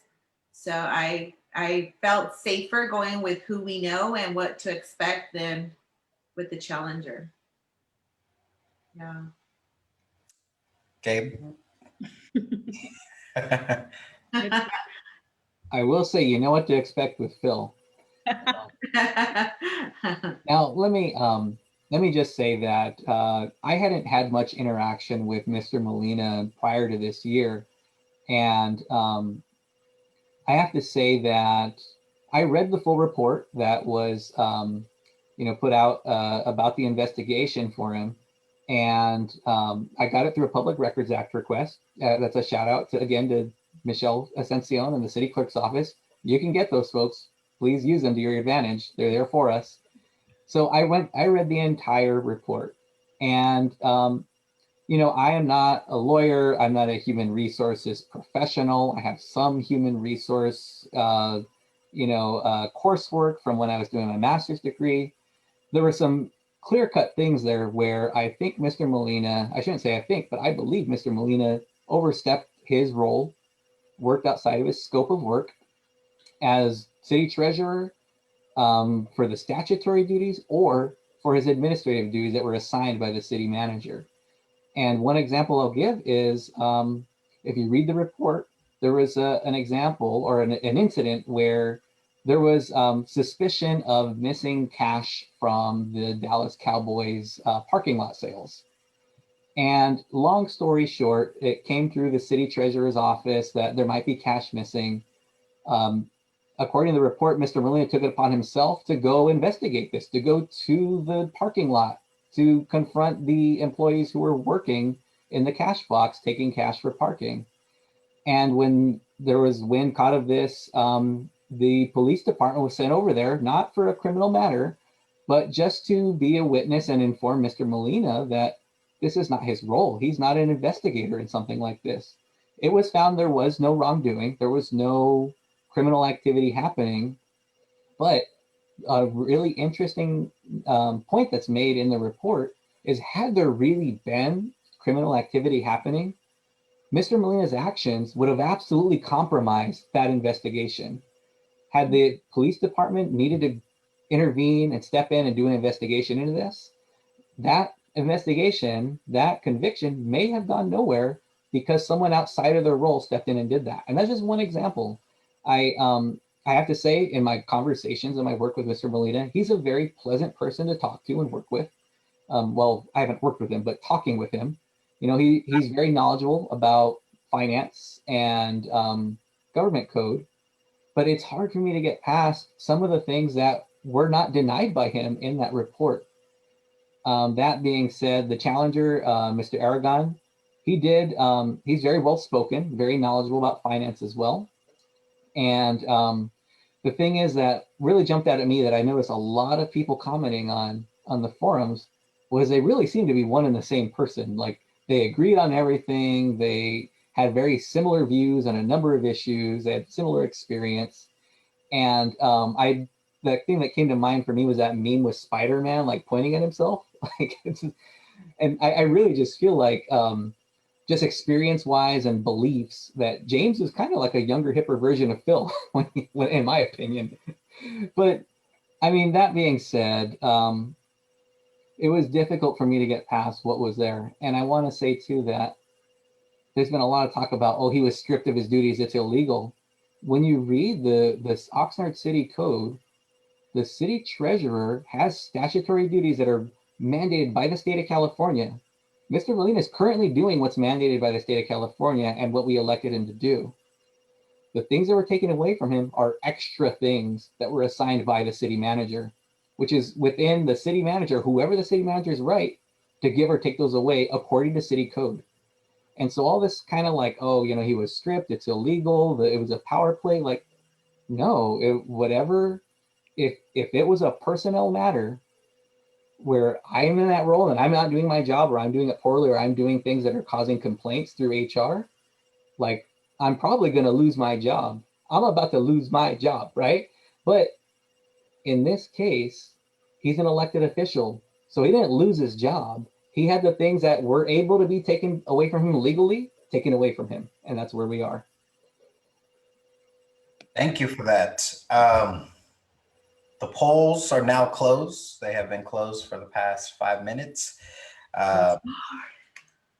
Now we will shortly start receiving some results from the county. I just received a message saying that results will start coming in shortly after 8 o'clock, which brings us into a perfect segue into the mayor's race. This definitely has been one of the most interesting, for lack of better words, race. We have a wide open seat as Mayor Tim Flynn is vacating the seat as he is in the race for county supervisor for the 5th district. And challengers for the seat are current supervisor that's currently terming out, John Saragosa, Deirdre Frank, who is the chair of the Planning Commission, and Richard Linares, who is a community advocate. I know there's a lot to say on this, so we'll just dive right into it. Who wants to start? Well, before we start into the candidates, I do want to bring up someone who didn't run, and I was actually looking forward to see if he would run this year, was Miguel Lopez. Miguel Lopez, I think, should have ran this year, and I really wish he would have, because I was looking forward to his ideas. He's very educated. He's grew up in the city, and I was actually kind of surprised that he didn't run. I could see why after not winning the last time, but this was like a perfect opportunity, and I wish we would have been voting for him this year. So that was I was very saddened to see that he didn't. Okay, I agree. No, I agree with those comments. I think this would have been the most ideal time for him to run, since it was an open seat. But he has his reasons, and we respect that. And he also started his own nonprofit to be able to support the Oxnard community. So he's continuing his efforts to supporting and representing the city of Oxnard, just in a different capacity. So and his wife. And his wife is also Yep. involved in her first election for Yes. the High School District Board of Trustees. So that is a race to also look at as well. So the 3 candidates that are running for mayor that are actually on the ballot, we'll start with Gabe on this one. Okay, so our three candidates, we have a longtime local politician, decades under his belt, not only involved in politics, but decades before that involved in city operations, working his way up the ranks and through the city of Oxnard, started driving a bus. And I think Daniel, can relate to that too, as a municipal worker, just, working on our public transportation sector. So the thing is, we have Supervisor Zaragoza now terming out, one of the first supervisors who has termed out.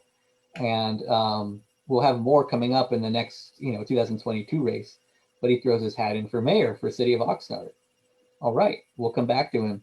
Then we have Deirdre Frank, who is also chair of the Planning Commission, long-time community involvement, a well-known attorney. I remember being a kid and hearing her commercials on the radio, and just huge name recognition, but also knowledge for what's going on with the city and how things operate. And then we have Mr. Richard Linares, who is a community advocate, as Daniel had mentioned, and really brings a fresh perspective, I will say, to the race. I followed him a lot over the summer on social media, and really enjoyed a lot of the live broadcasts he was doing from downtown, from Plaza Park, from Meta Street, where we had the rescue mission, just really down in the trenches, working with people, engaging residents, doing these live videos. And it was great stuff. And I really think that initially he did bring some really great perspective to the race. As time went on, obviously he might have shifted his angle on things or the way he was going to approach it. And some people agreed with that. A lot of people disagreed with that. But you know what? It's his campaign to run. It's his campaign to put it out there to the people in a way that he feels is going to be worthwhile to him, and showing how he plans to serve our community. So now that we have a profile of all of them, you can see that we have someone who's been around a long time, someone who's also been around a long time, and then someone who's fairly new. So how do we kind of weigh this all out, right? For me, I will be completely honest that at first I was a little wary of Supervisor Zaragoza. I was like, wow, I'm surprised he's not retiring. And I don't say that to be ageist. I just put myself in his shoes and thought, I've served on Oxnard City Council. I've done 12 years at the county. I have no intention. It didn't seem like he was going to run for any higher state office. But, well, he's probably going to retire. So then to hear he's running for mayor, I was like, whoa, didn't see that one coming. But as time went on, and he and I sat down and talked about city issues a couple times, once before COVID, once when things kind of started opening up again. And he did impress me with how he had done his homework and how he looked at the issues that were going on. And, I had to eat some humble pie on that one, because I really was surprised he was jumping in. But then he proved to me he was still sharp. He still had his head in the game. And he was in it to not just coast on name recognition. He knew he was going to have to work for the election and to get elected. And he earned my vote from that. I will be honest. And he did earn my vote on it. And for the other two, had John not been in this race, I feel comfortable saying I would have voted for Deirdre. I think that she really brings a lot to the table as well. She's a very intelligent woman, and really passionate about what she does as well. And, like I said, John earned my vote. It wasn't like I just gave it to him on name or anything like that. I watched him and he participated in our forums, and I watched other forums, and I was impressed with what I saw. And that's why he earned my vote. I think that he has the vision and the experience to take us where we need to go as a city. Great.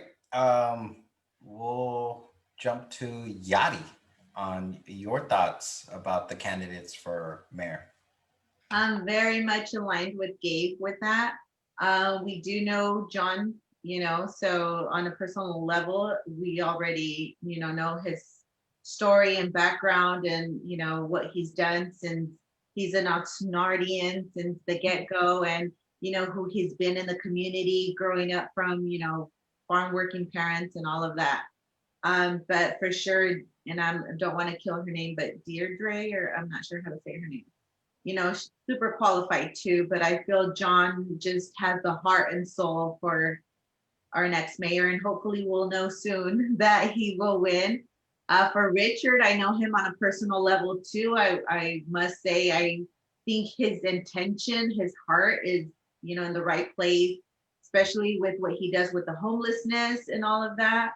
I was a little sidetracked with like the tone of his campaign, especially towards the end. I was really, really sidetracked by that because it's not who I know him to be. And for sure, it disqualified him in my, you know, for me as a mayor, you know, as potentially having and holding that kind of responsibility and seat. So, but who knows for the future? Thank you. Eladette, your turn. What are your thoughts? So I really, I did think that the two front runners were Ms. Frank and John Zaragoza. I especially when I watched during the candidates forum, I felt that regardless of what their answers were, they were both there to take the question seriously. And regardless of how they answered, they were really taking in the question and answering. Whereas Richard, I was really surprised to get that he got so defensive. I first heard about Richard with all his homeless work because that's one of my passions as well, you know, working with the most vulnerable.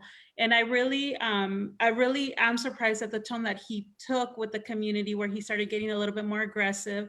But there is a place for Richard in the city. I've told him multiple times, and he just sends me laugh emojis, that he would be great on the homeless committee. I think that he would be great working with the committees that we currently have in place, to get involved in that. And he wanted to start at the top, to start with the mayor's position, where I think if he would have worked with the homeless committee and he would have worked his way up, I think that he would have had a better shot at understanding the scope, because he had all these ideas and he really thought that one person is going to change all of this, but it's a vote of between other people. I also voted for John Zaragoza, just mostly based on the issues. I think Deirdre's heart was in the right place, and I hope this is not the last that we see of her. I still think that with all three of them, they all wanted what's best for the city. But I think to oversee a city such as Oxnard, I think John Zaragoza would be the best one to take us there. Thank you. As I already mentioned, that we do have some results coming in. So in keeping with the topic that we're on right now, the Oxnard City Mayor's race, we do see John Zaragoza leading in the votes with 62% of the counted votes at this time. This is just the first reporting. There's still more to follow. Coming in second is Ms. Frank, and followed by Mr. Linares. I would just echo many of your guys' comments in regards to the candidates and how we saw them through this election. And I made that comment that it was a very interesting election, because that's exactly what it was. And I don't make that to be funny. I literally mean that 2020 in general has been very interesting. But we're talking about the mayor's seat. And although we are in a general law city, which has a government system that is both council and city manager, they're almost equal, that the mayor is only one vote along with the other council members. The difference is that they run the meetings, they direct the conversations, and they're ultimately the face of our city. I, like Gabe, was very reserved with my vote on who exactly I was going to support.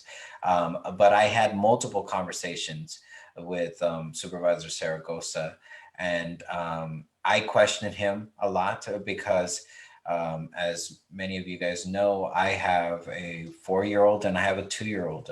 They got to grow up in this community. I'm a young father. I was born and raised here at the old St. John. I was born and I grew up in South Oxnard. So ensuring that my community was taken care of and had the right leadership, I questioned Saragosa very toughly because of the fact that he has been in city government, in government in general for 24 years. And that speaks volumes because that's experience. And during this pandemic that we're currently in, we need a leader that can really take aggressive steps and really lead our city in a direction towards recovery from this pandemic. And that's why he was able to earn not only my vote, but and my endorsement for his candidacy, for his knowledge.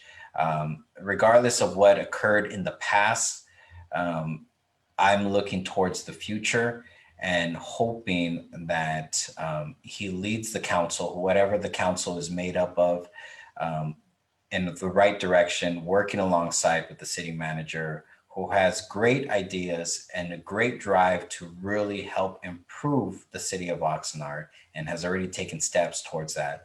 So my vote, again, was for Supervisor Saragosa. As I may mention, Supervisor Saragosa is leading the race with 62% of the votes. This is just the first round.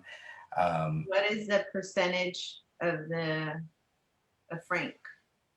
Frank is at 21.9%. Significant. Yeah. This is out of 43,000 votes. Again, our county, I believe, has over, if somebody knows off the top of their head. We have 90,000 voters in the city, or registered voters. Okay. So, you know, that's out of 90,000, 43,000. Those are those votes that were already counted. So those were those early ballots that got sent in. I think last I heard, I think we were at 60% early turn-in rate for voting. So that's awesome. So I actually want to take this opportunity to turn it over to Eladette, because I know she also is monitoring the county's website, and just kind of give us a quick update as far as District 3, 4, and 6 races, as who's leading and who's trailing in second. Let me Hey, see. that I could share my screen on those if you want to talk us through them. Yes.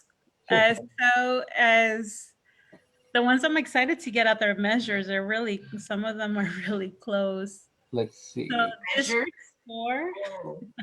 All right. So District we're on 4, mayor first here. So we already talked about this. yes. Next is District 3. So District 3, I'm actually surprised that Aaron polled as high as he did. So I don't know if Oscar got a lot more votes because of experience and name recognition, but he's winning so far. Well, he has the most votes. It could still switch. It could still turn a lot. And I because we think have for 7. Aaron, that's what it comes down to too. A lot of the name recognition. A lot of people don't know, you know, that he's a boogeyman. They're like, oh, that sounds familiar. And unfortunately, that's how it goes a lot of the time. Yeah. So he's so far, I mean, unless Aaron pulls numbers out of this, it looks like he would be the projected winner at 70% voting. 70%. All right. So we're on District 4 now. District 4, we have Brian McDonald in the lead. Lucy is polling in 3rd place. Saul Medina in 2nd. I'm actually surprised to see Jack Villa in 4th. I wasn't too surprised with Efren. I didn't see a lot of him on the ground floor. All right. Here's District 6. Vaney, it looks like she's sorry, I can't see my screen now. So now we have Vaney at 2,200 votes with 12 or 13 precincts reporting. So it doesn't look like she's going to go anywhere. So it looks like she will be the representing that district again. And I do want to say that I'd have to look back at our 2018 numbers, but I want to say that the votes cast for District 6, I want to say it's like double what we had last time. Yeah, As far as voter turnout. So I think that's great. But I have to check myself on that. I will agree with that. That's those are good numbers. very accurate that we actually increased the number of voters. And one of the things to also recognize, okay, I don't know what happened to my screen. One of the things to also recognize that the reason why District 6 was placed on the presidential cycle was because we have a higher voter turnout. And it would have been very hurtful to the district to be able to be on the gubernatorial, which tends to have a lower voter turnout. So to see that number a lot higher than it was back during the gubernatorial, it's really good. And I think that's a lot of the efforts from the candidates of really getting their base fired up and getting out there to vote. Yeah. Good news for Rose Chaparro, you guys. Yeah. Gabe. Proud of you. All right. Well, You heard that first. Gabe Turan called it. I mean, she could still get more votes, see? Look at all the votes she got compared to everybody else. Wow. all right. So here we are with city treasurer. I honestly have to say I'm not too surprised to see, Same. you know, 63% of the vote for the incumbent, Phil Molina. If you guys recall, back in 2016 when he ran against Larry Stein, that was ultimately the race right there. It was just between those two. They were like back and forth. One would move into the number one spot, then the next reporting, then that one got bumped out and moved to second. So in regards to the assessment that was made by Gabe, that, you know, you're ultimately looking at the same person, you're voting for the same person. One's a young hip version and the other one's the well-seasoned person, and that's not ageism, that's just a comment. So It's a compliment. How about that? Season. there we go. Yeah. So I'm not 100% surprised to see that. All right. We can take a look at the measures now as well. Yes, there's one measure that's only, they're in competition only by not even a dozen, I believe. Oh my goodness. I think So it's this is, Oh, matters. same measure M, it might is it be. a spoiler alert? This is measure E. Sorry. Okay. Let's go to F. All right. Here we go. Unsee it. You did not see that. We'll cut that out in editing. There we go. So this is measure F? F, Yeah. yes. Where does it say? So I think It says it somewhere. Oh, yeah, okay. Oh There it yeah, is. there. Yeah, Okay. yeah. so this one could actually still become a yes because there's still 16 other precincts not reporting. So this one could be close. Yeah. And it's not a big difference between the percentages. You got 48% saying yes, 51% saying no. So until more reportings come in, yeah, this could, that's a really close one to look out for. All right. So now let's go to measure L. Here we go. Measure L. So that one was expected. I don't know. Can they still catch up on this one?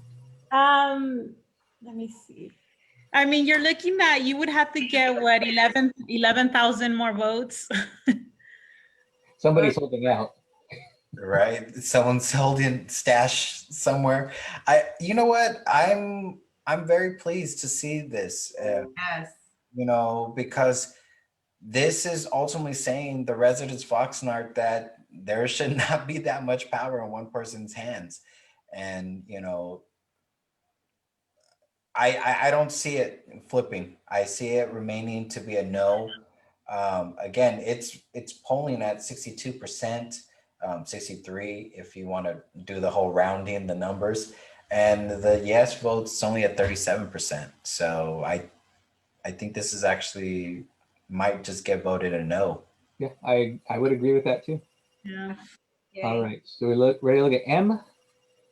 So this one's actually, I'm very surprised that this one's voting at a yes. And you know what? This was that one measure that I'm not going to say it's not important, but it didn't have those high stakes as the other ones did. So I'm very surprised that, for the most part, people who were voting yes on the other ones by Aaron Starr, you would think that they would vote all yes or all no, but even within that group, they're deviating from that.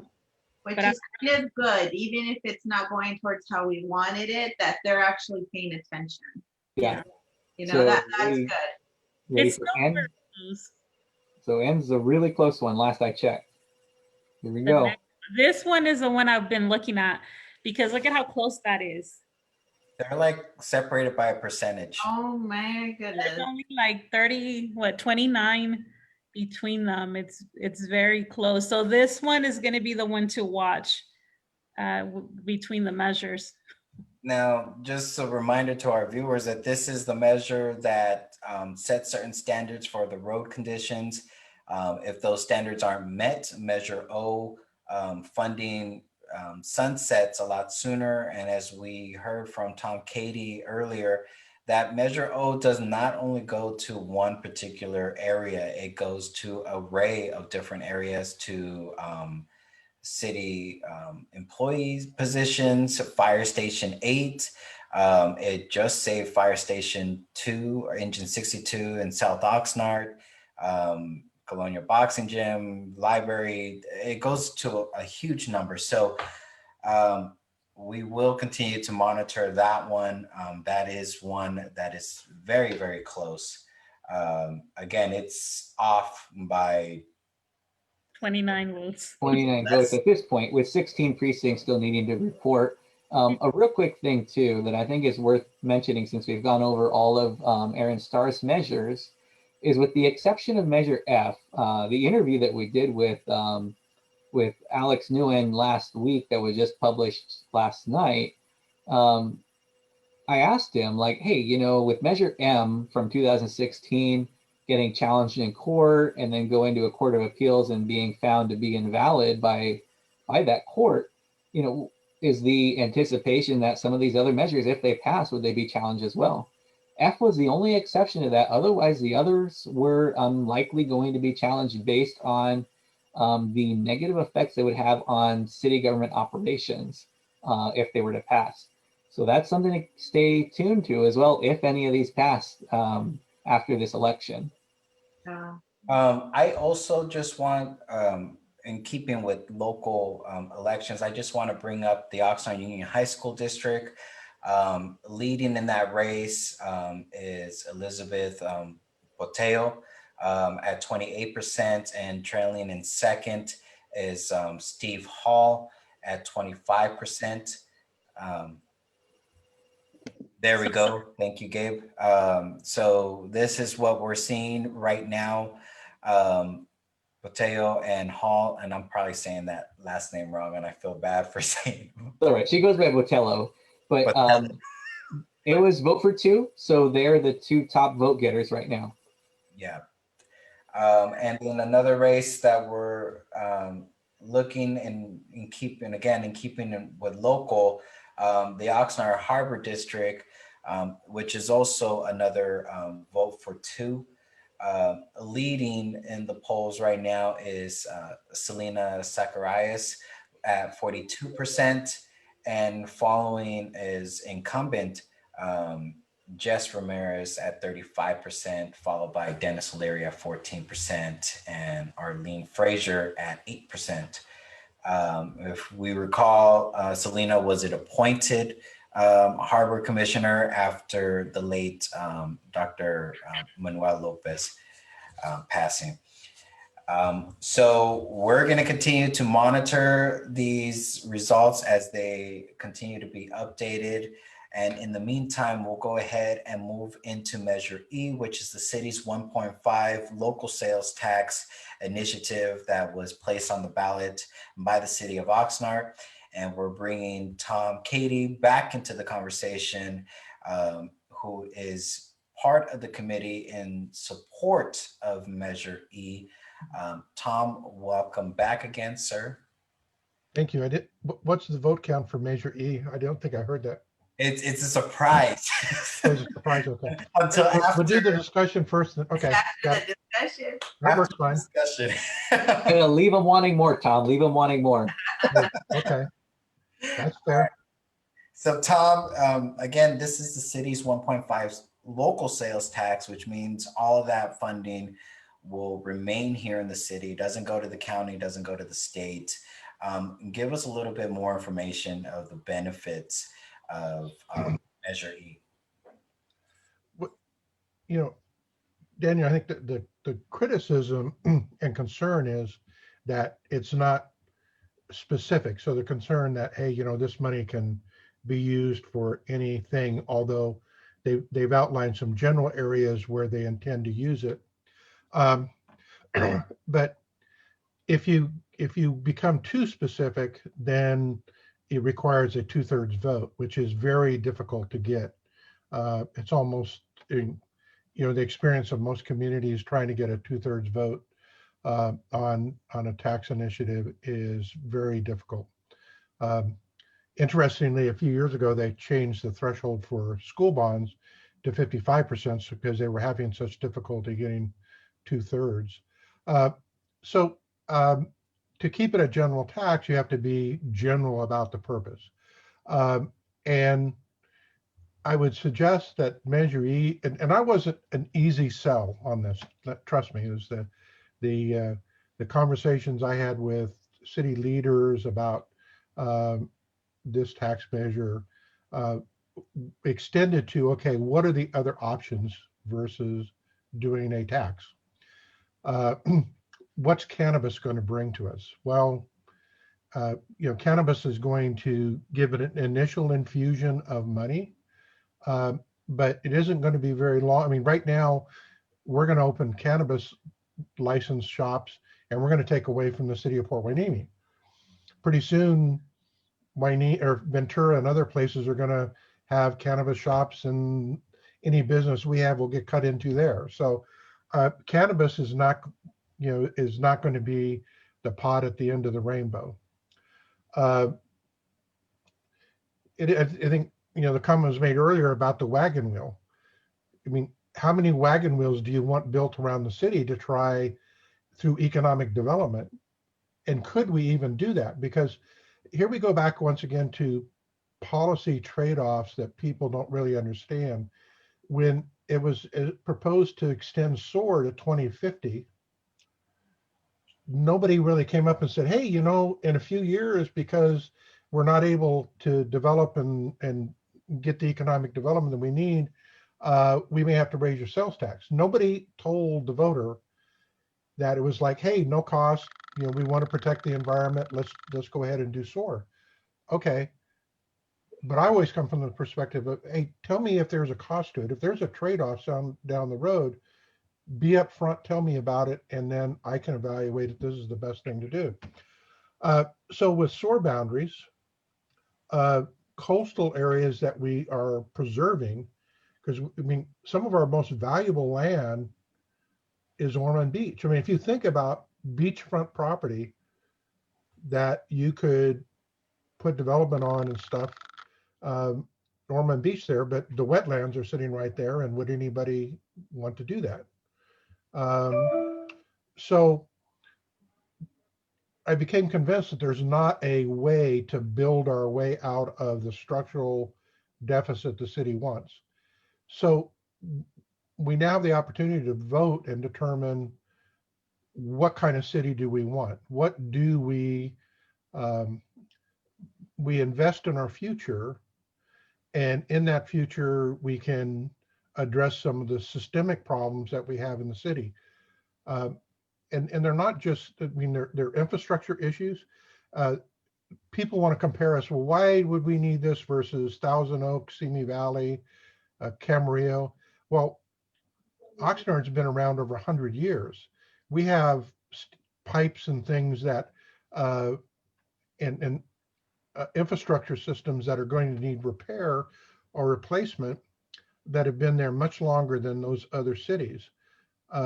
We have a much more diverse population, both ethnically, but also socioeconomically. You look at our median income, the reason that Thousand Oaks can make do with a lesser tax rate is because both property tax and their sales tax revenue is their taxable sales per year are significantly higher. Their property tax, their average value of a house is substantially higher as well. So when you start, it's when you start looking at trying to do comparisons and you just pull out the numbers, say, well, hey, they have this rate and why can't we get by with it? You have to look at the underlying drivers of what does that result in terms of financial resources for the city.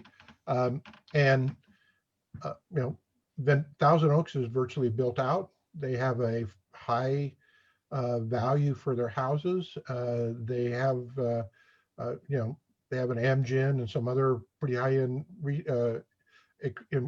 employers and some good retail. And so per capita, they have a higher income generated than Oxnard does. So if we have a structural deficit and our people, not only do residents want things, they need things. We have significant homeless problem. We used to have 4 people working graffiti. Now we have 2. It won't take very long for graffiti to get back to the point where it gets out of control. We have people complaining about the maintenance of medians and other things. We need to address that. So there's a lot of needs in Oxnard, and I don't think there's any way we can wait and believe that the state is going to bail us out. Not going to happen. Another point, and not to kind of bounce around, but when I looked at the opportunity for economic development to address the problem, one of the other policy changes that happened a few years ago is Governor Brown eliminated redevelopment agencies.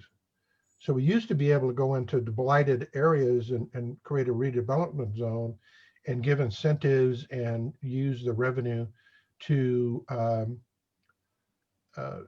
reinvigorate those areas. And we don't have that tool anymore. So if we're going to do something, we got to do it on our own. So the best case I can make for Measure E is you're going to get what you want to pay for, and there isn't some magic way that you're going to cut in terms of the city operation that's going to balance the books. Thanks for that, Tom. We also heard a lot of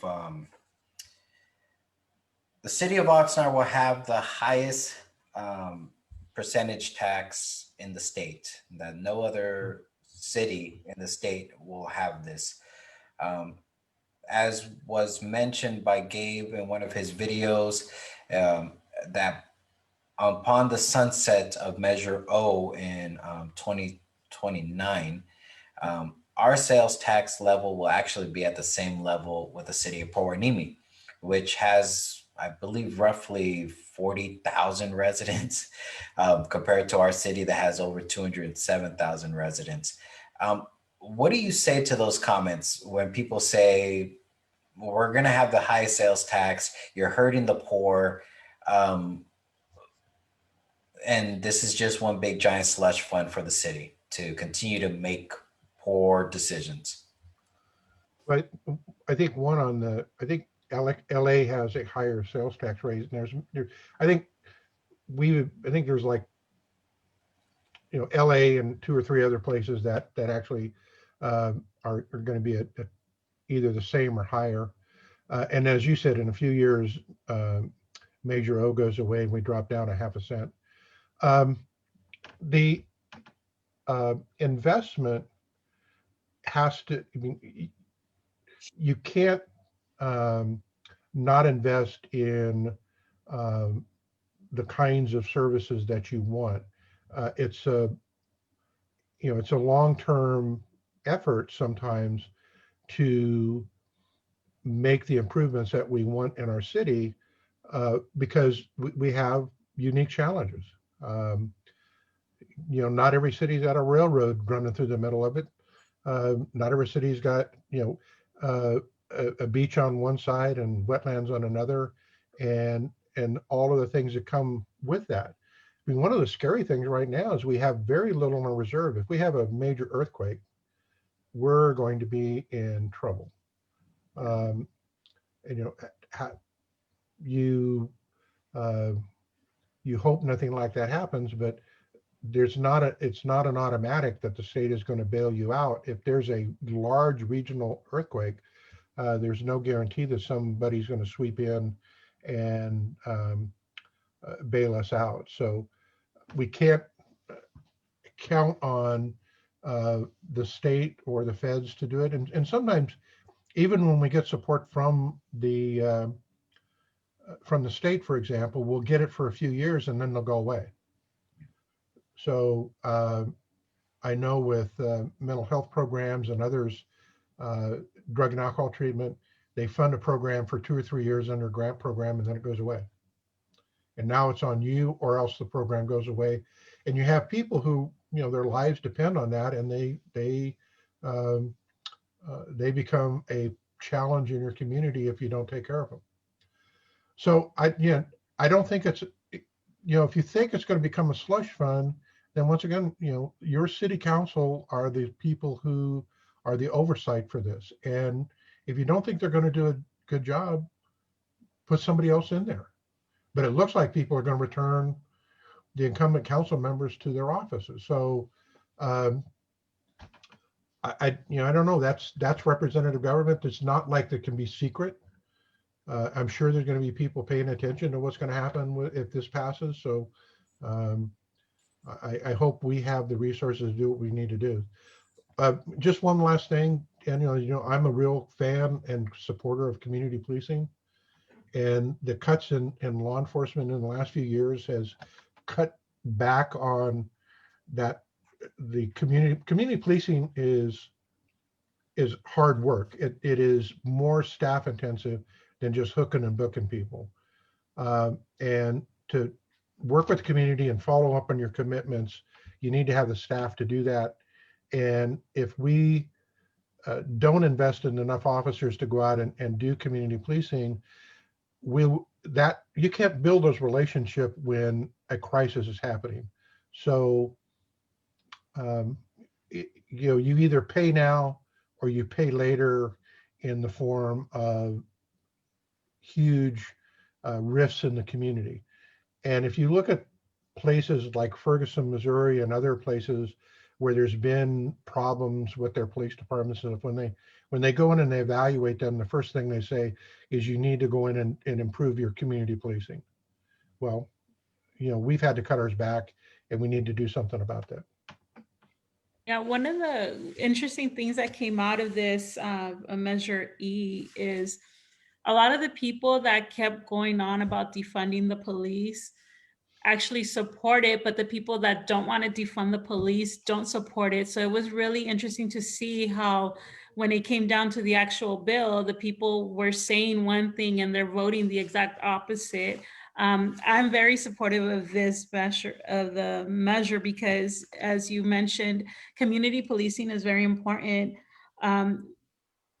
We've seen a change in how police reacts. We've had, the amounts of police shooting at residents has gone down significantly, especially after we have, our new chief of police, and it starts with the leadership. But if they're not able to do those jobs, even with POW, one of the actors from Blackish, Miles Brown, is he used to go to POW, and now he's an actor with Tracy Ellis Ross on TV. And it's great to see this little Oxnard kid, be involved in a program that was created by the police department. And now he's doing things on a national level. And we need to have more of those kids be able to have these programs, to have good relationships with with people like that in the city. And Oxnard Police has been doing a great job at showcasing their police department, you know, what they do, who they are, where they were born, all of those things. And you see that they all have one thing in common. They were born and raised here, or they have higher education. All of those things have, you know, we cannot get a better police department if we're not funding it properly. But Oxnard doesn't have a lot of these issues, in part because we have a good relationship.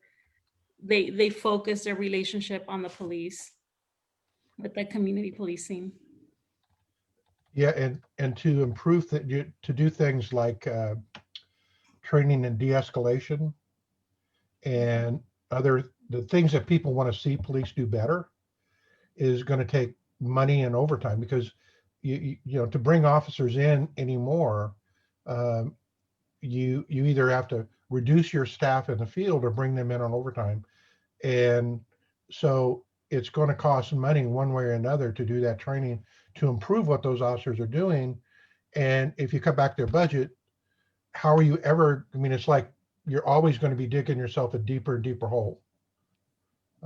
So I hope that people will do that.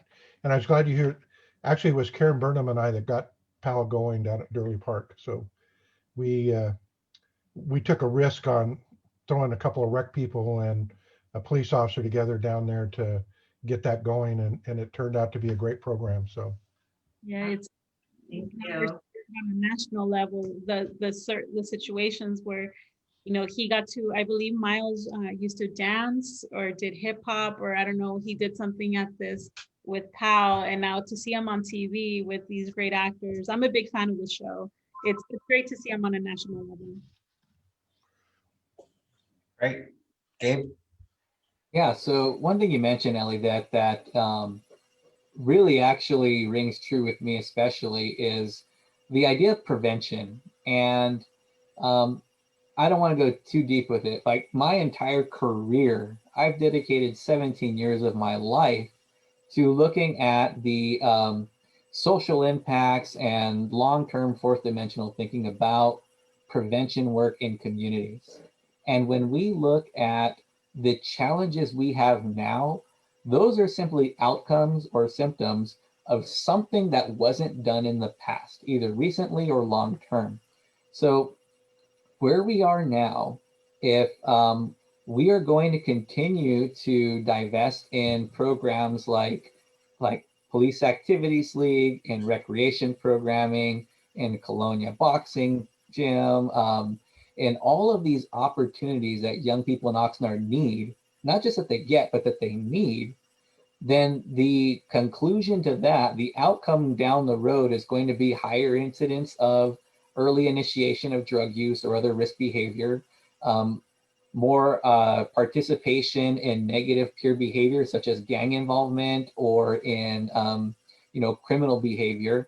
And that's this cycle that happens because we don't invest early on in preventing young people from ever getting involved in that stuff to begin with. If you prevent something from ever happening, then your outcomes long-term are going to be much better. But that takes investment. And with Measure E, I think it's hard for people to kind of think down the road that way, how this investment we're making now, not just in our roads infrastructure and our piping and all that stuff, but in our youth. And I told the council, but I was going to hold them to it. If this measure passes, I am going to say we need to, number one, restore reserves. Number two, we need to reinvest and bring back our culture and community services that have been decimated over the last 5 or 6 fiscal years, because we are going to do ourselves a disservice long-term by not investing in those programs.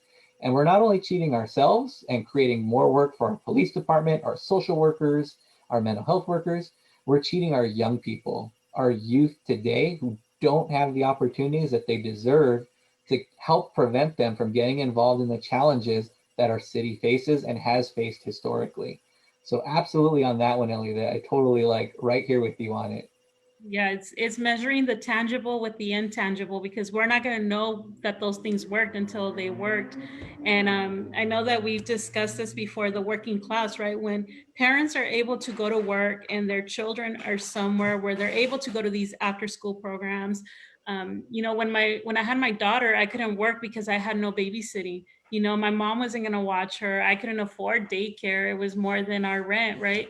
But if people have this in place, then the parents can go to work. We're seeing it right now with the pandemic that the farm workers are taking their kids with them on the fields, or, you know, they're leaving them home alone because there is nowhere to go and we're not investing. We can't say, oh, look at what Thousand Oaks is doing. How come we can't do that? And then say no to this tax increase. Like, you can't be asking for the city to be cleaning up your alley and then say that you're going to vote no on Measure E. Because there's a lot of people that complain about, well, why does my alley look like that? Okay, well, we shouldn't rely on the gentleman who's been doing this volunteer work, you know, to do clean up the alleys or to clean up the parks.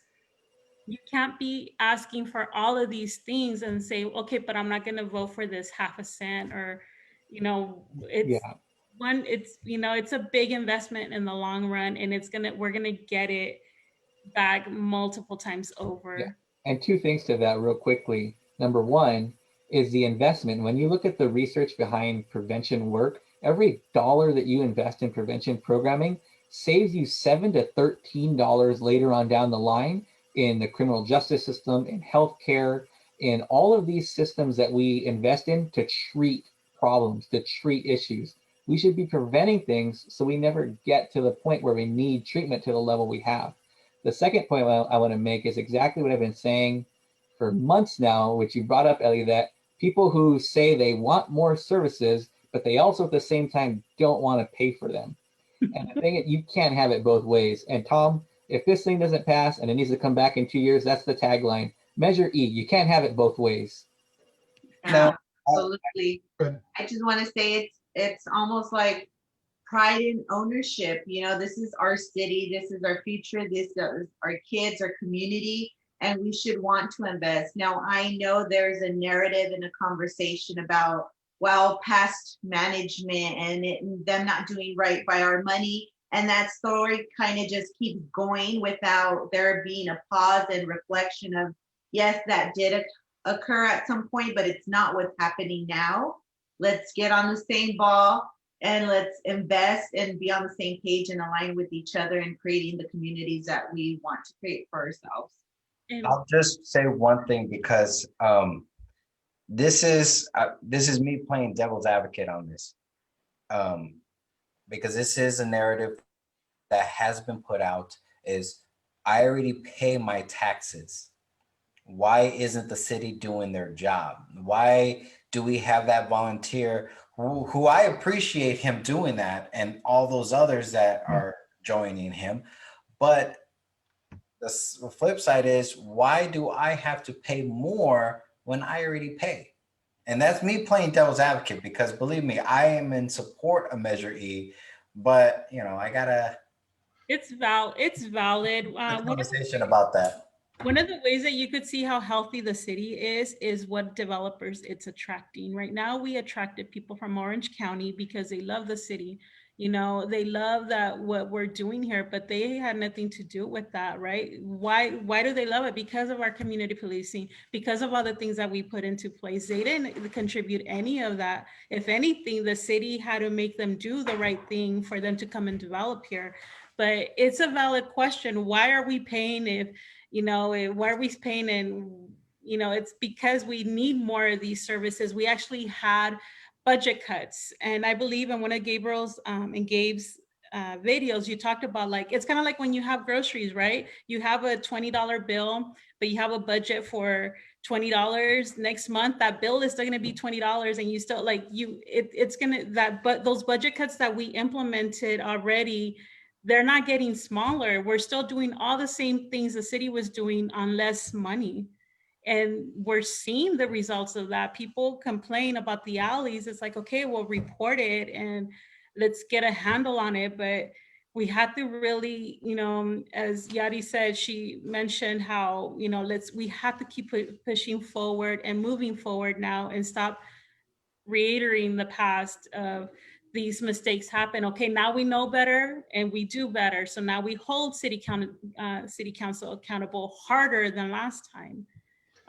You know, like, Daniel, if I could, I mean, you're certainly you're paying taxes, but you just look around and you say, okay, what's the, and you can be okay with the quality. And I'll go back to Aaron's wastewater lawsuit that his measure. The court found that in his analysis, one, he fundamentally left the utility $600,000 a year underfunded in terms of operation. But above and beyond that, he had his analysis left no money to invest in repairs for preventing future spills. And they'd already had spills. And the good news is we're a beach community. The bad news is we're a beach community, where our treatment plant is the last thing between what's going in the wastewater and going out to the ocean. And so there's times where we've got to invest, and we can say, hey, well, we're paying enough money to operate it. And if he'd have been, $100 or $1 million more, they would have had even a reserve, but that would have been nothing close to what it would take to make sure that there wasn't a risk of a spill. So, we have to invest in that. Housing. I mean, I worked a project after I retired down in South Winds. I found a couple who were living in the crawl space under an apartment building. That was their home. Now, you hate to think of what happened if they built a fire under there, but that's where people were living. And so finding homes and this is not just the homeless folks who are pushing shopping carts down the street. This is a couple. They're trying to work. They're and they have no place to live, and so that's our population. And either we want to address the issues that come with that, or we don't. Yeah, and the homeless population, I used to work leasing apartments in Ventura County, from low income to really luxury high-end apartments, where like a 2-bedroom is $2,600 in Oxnard. And it's not for lack of housing. People think that homeless people, we need to build more housing. We need to build more housing. Do you know how many apartments I worked at that they have the housing, but they don't want certain people there. So what are things that are put into place, right? You can't have this, you can't have that. You have to have your deposit is going to be the same amount of rent. So now to move into an apartment, you're looking at $4,000 or $5,000 for someone who maybe had no credit, bad credit. It affects that. So people may have a job where they could afford the rent, but they can't afford to move into a place like that. And we're seeing, like, as Tom said, like, we have to be able to take care of these issues. And it's not just a shortage of housing problem. A lot of it's the issues that a homeless person, why they're homeless in the first place. It's not just because they don't have a house. You can't just put someone in a house and say, okay, now get a job, pay all these bills and do this. Some of these people, they haven't had that kind of routine in a long time. And we have to start from the bottom of what does this person need? And Oxnard PD, I will say, they're really good at outreaching that. They go into these homeless camps and they go in with social workers and they go in and talk to them and they give them a checkup, a medical, and they set them up with social services. And I don't know if that should be their job or not, but it's one of the things that they do. And, they know some of these people already by name. And so I will say, funding the police that we have here is very different from other cities. And that has a lot to do with how we fund them, what the community expects from them. Because when the police department killed, an innocent bystander who was running at night, it was a pressure from the community that's why they have body cameras. So we expect a lot from our police, and that's why we have the police department that we do. So I want to give a shout out to all the Oxnard residents who get involved in holding people accountable. And now, with this measure, we have to do the same. If it gets voted in, we have to hold city council accountable to how they're spending that money. Yeah, and if I can speak a little bit to what you brought up there as a devil's advocate, Daniel, my response to that is look at the budget. Go to the city's website on your phone. You can look at the budget right now. There's a budget tool on there, a financial reporting tool that you can bring up and sort through and look at all the things that are going on financially. You can look at the adopted budget for the current fiscal year. You can look at previous fiscal years. You can look at the proposed budget when that new fiscal year is coming up. It's all out there. I've combed through it. And when people say, where are my taxes going? I say, we are getting exactly what we're paying for. Look at the budget. Look at exactly how many, look at the $9.2 million structural deficit we had in the 1920 fiscal year. And look at how we could only cut 6.5 million of it. We couldn't even close the full 9 million. We are down to the bone on finances. People are wearing multiple hats in the city with the city staff. The landscaping and the maintenance, which is the most visible to many people, they were cut to the bone. People were reassigned, positions were eliminated, people were laid off. The reason it's become once a month cutting the grass in the parks and once a year doing the medians is because that's all we can afford to pay people to do right now. We don't physically have bodies to go out and do that work. We are getting exactly what we're paying for right now. And if you feel like I don't want to pay more, well, the logical consequence from that is we're going to keep getting what we got. Unfortunately, with COVID being a factor everywhere, it has affected our sales tax and our transient occupancy tax to the point of now an $8 million deficit that was not foreseen for this year. And that's where we are now. It will continue to grow next year and the year after that. The recovery will be slow. Our income will not be pacing what our expenses are. We will be cutting more and more. So if you think it's bad now, it can only get worse. And I just hope people understand that, like, that's where your taxes are going, to what we have now. And you know what, Gabe? I would just say that, again, I am a supporter of Measure E for the simple fact that, we all have played a role in our city. I used to work for a school district for 7 years, and during that time, I worked in the after-school program. When I got involved with the city, I saw that school districts, the Oxnard and Wainimi School District, the Rio School District, coming to the city council, requesting an approval for a contract to have city core or some type of city staff working to be able to assist our students. So when I hear the narrative of saying that this is an attack on our poor community,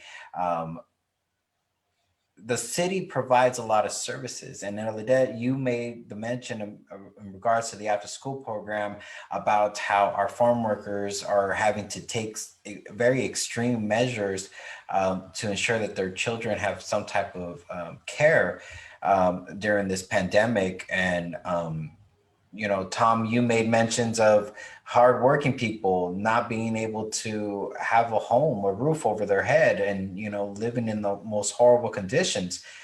Those were things that I dealt with working for the school district.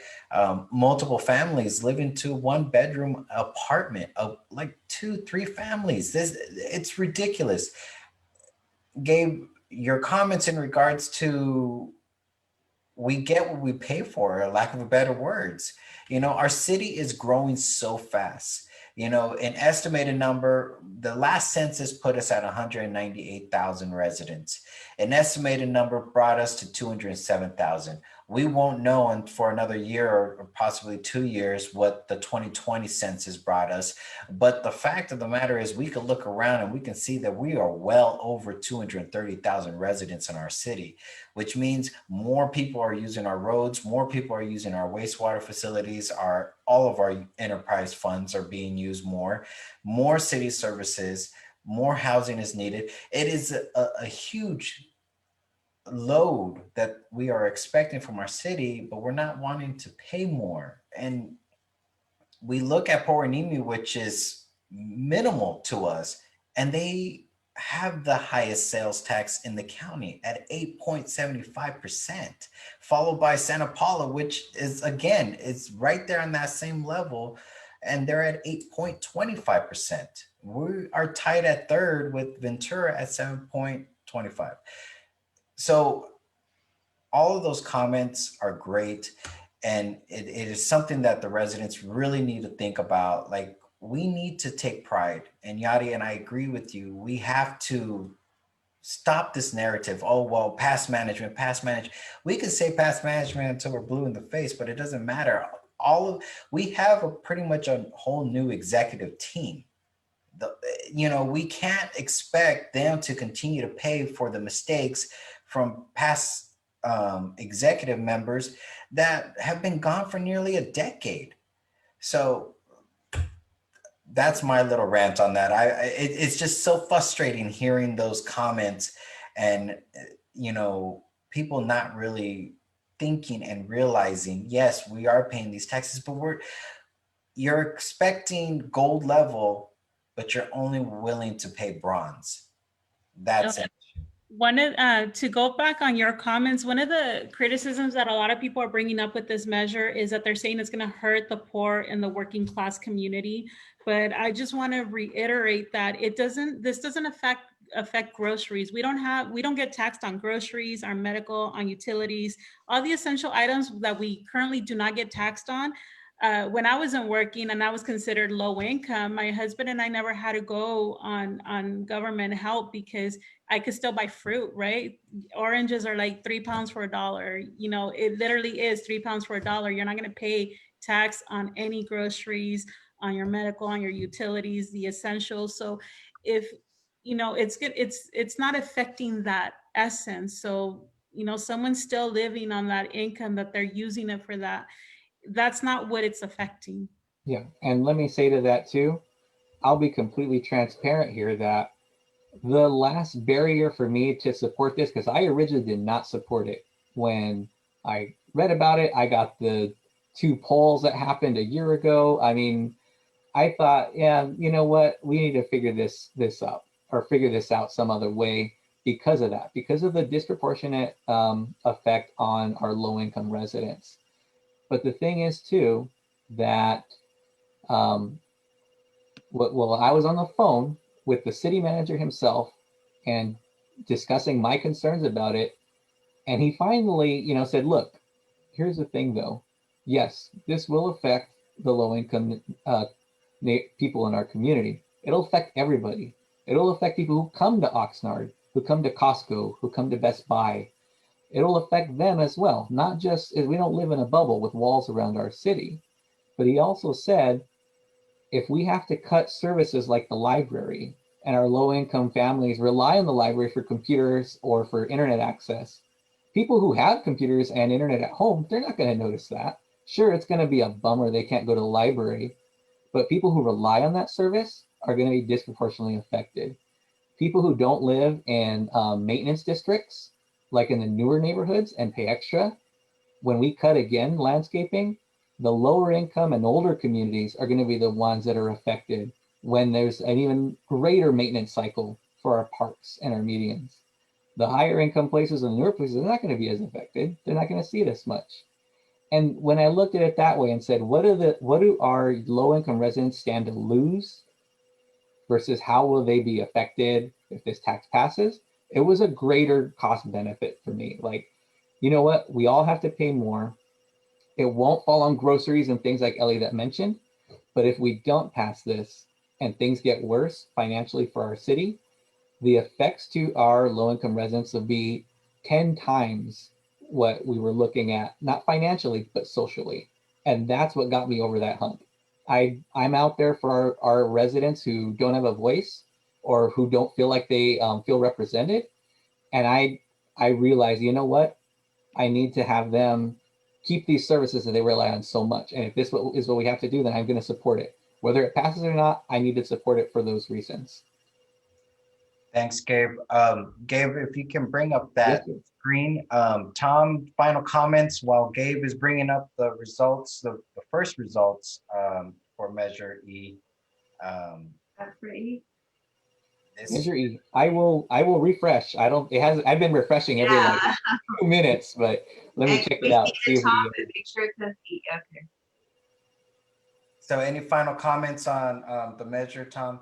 Well, I think, some of the points that are raised is we need to be advocates for the kind of things, not just today for the election, but going forward.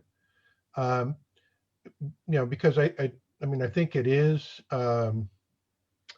it is worth noting that what the voter puts in today can be taken out 2 years from now. So it's incumbent on those of us who see merits in this to be sure that it is spent in the right way.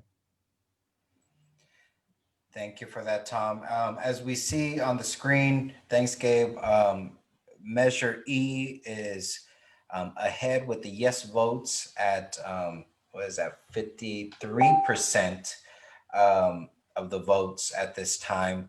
And the no votes is at 46%. So it is leading, and this is only the first update that was an hour ago for the measure. And again, this is the city's 1.5% local sales tax. Tom, I do appreciate you joining us tonight and speaking on all 5 measures. Your insight is always very much appreciated, sir. Thank you for joining us. You betcha. And you guys do a great job in terms of the citizens website and Facebook page, and keep up the good work. Thank you. Ladies and gentlemen, this is Tom Cady, former Assistant Police Chief of the City of Oxnard and member of the Oxnard Chamber.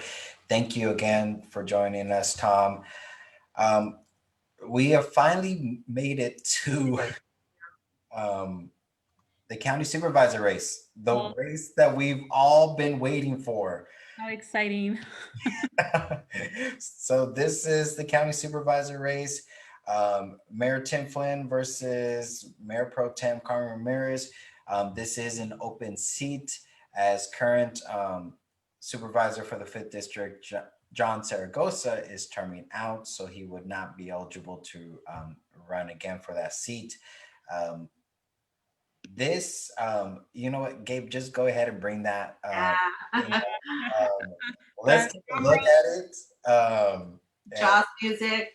Yeah. No. Yay. Carmen Ramirez with 54% of the vote, and Tim Flynn at 45%. Again, as Gabe just highlighted on the screen, this is an hour ago that the update was. I'm pretty sure all of us are refreshing our screen to see the next update from the county. What are your guys' thoughts on this? This is, I'm actually really happy about this. I believe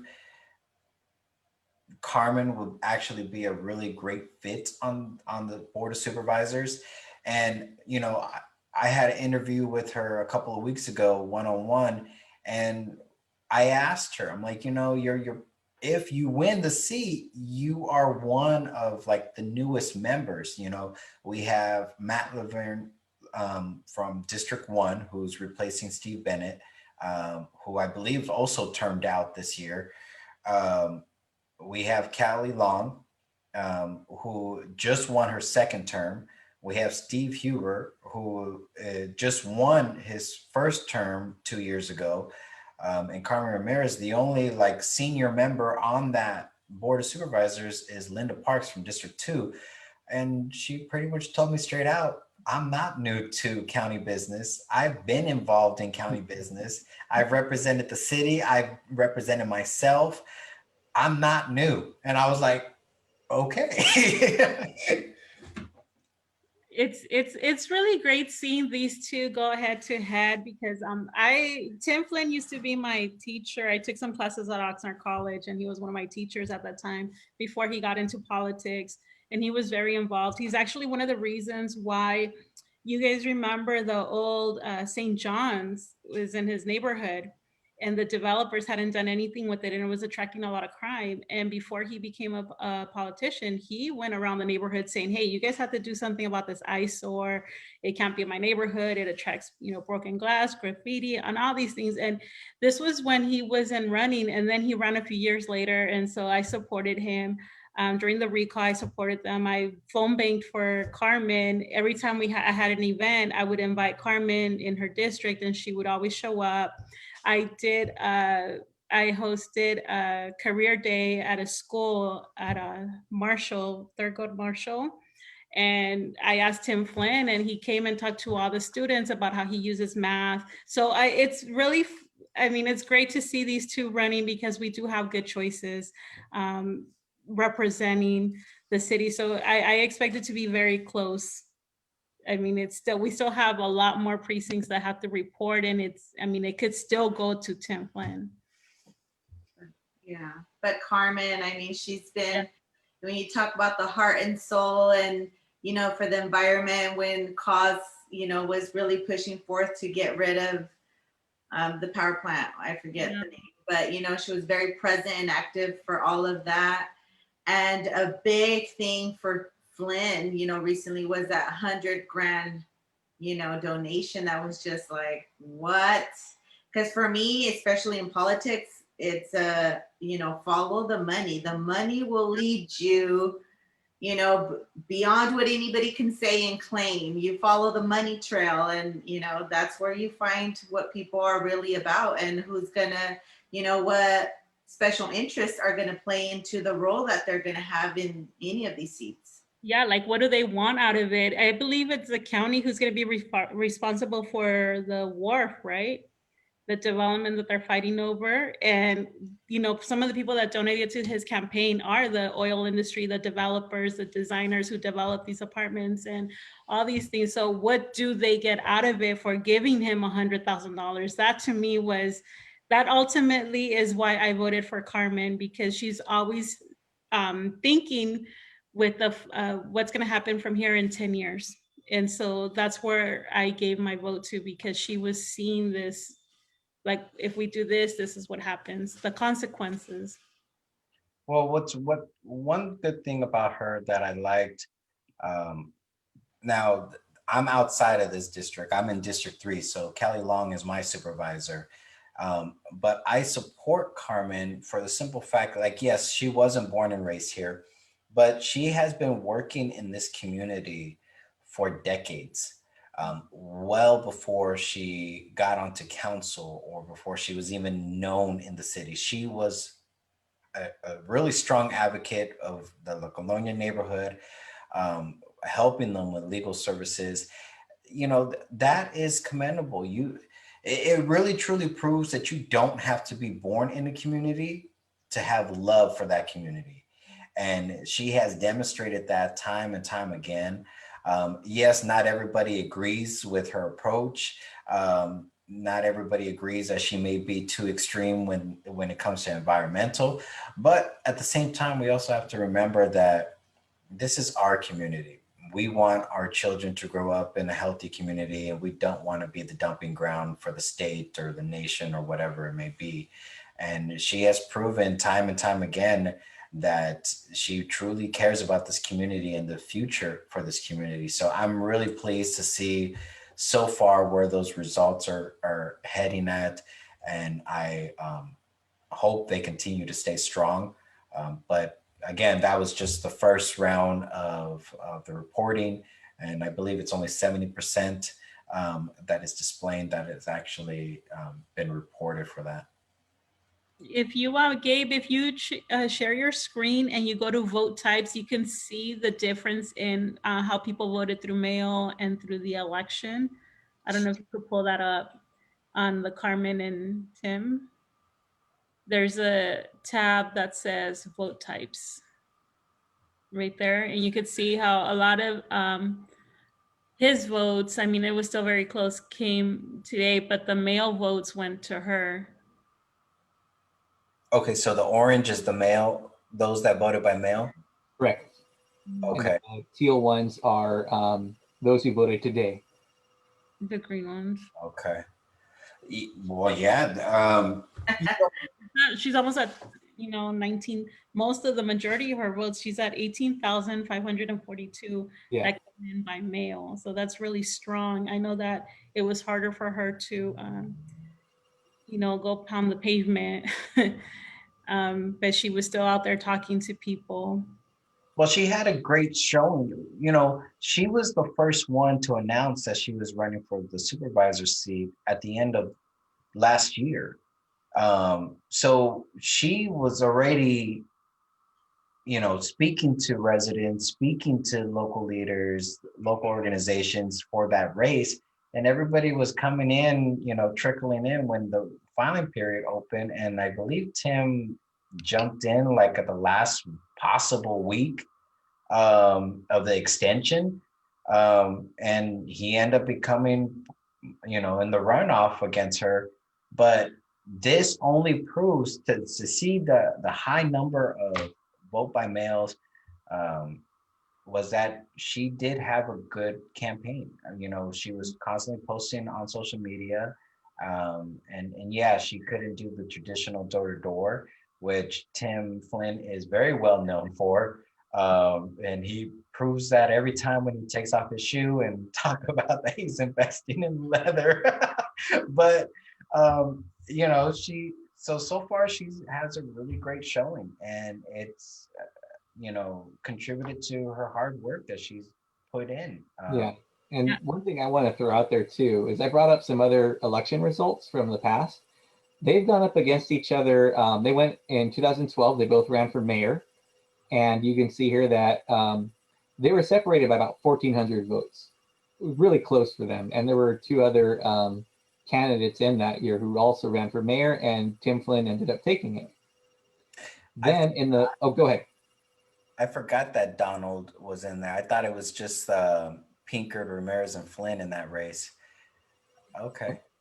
So then in the March primary this year, we had them up against each other again. And you can see here that it was a few hundred votes that separated them.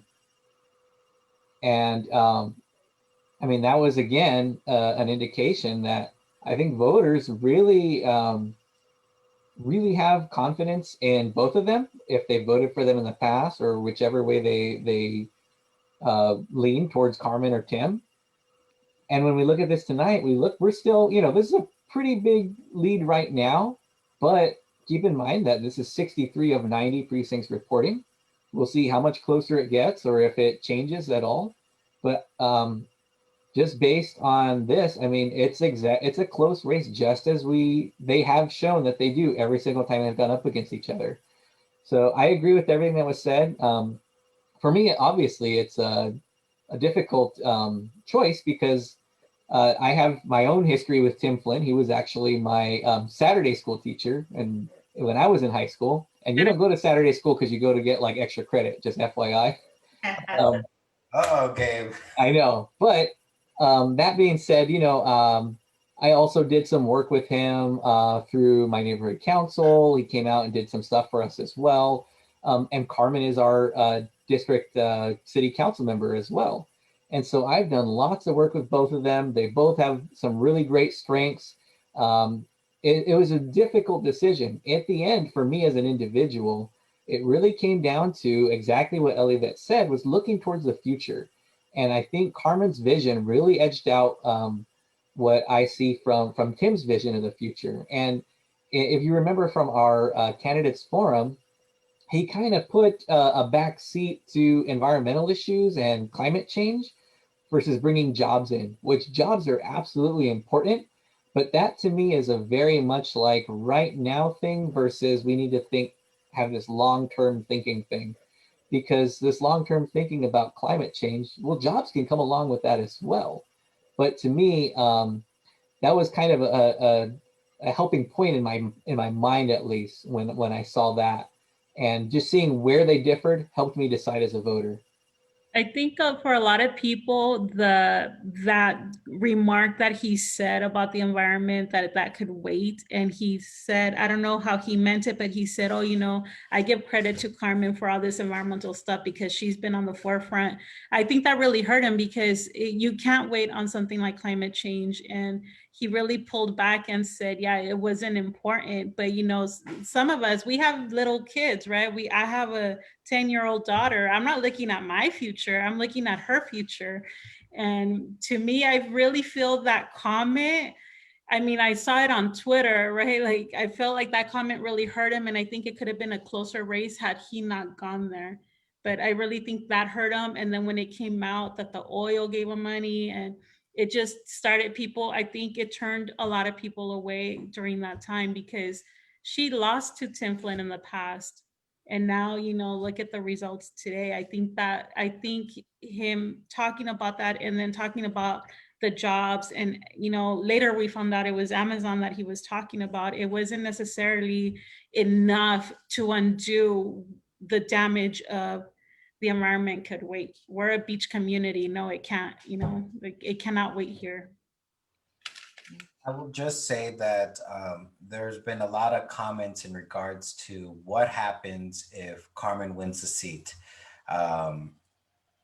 Well, obviously, she vacates her seat on the city council. Tim Flynn will no longer be on the Oxnard City Council. And and this is the way that it works out, that if Tim is to win the supervisor race, Carmen will still have her seat on the city council only because of the fact that her term as a council member doesn't end for another 2 years. In 2022 is when she has to run for re-election. So she kind of has that little safeguard there. But if she does win the supervisor's race, her seat becomes vacant. The council will have to make the decision if they want to appoint somebody or have a special election to fill the seat, very similar to what they did when Tim Flynn won the mayor's seat and his term wasn't up. They end up voting for a special election.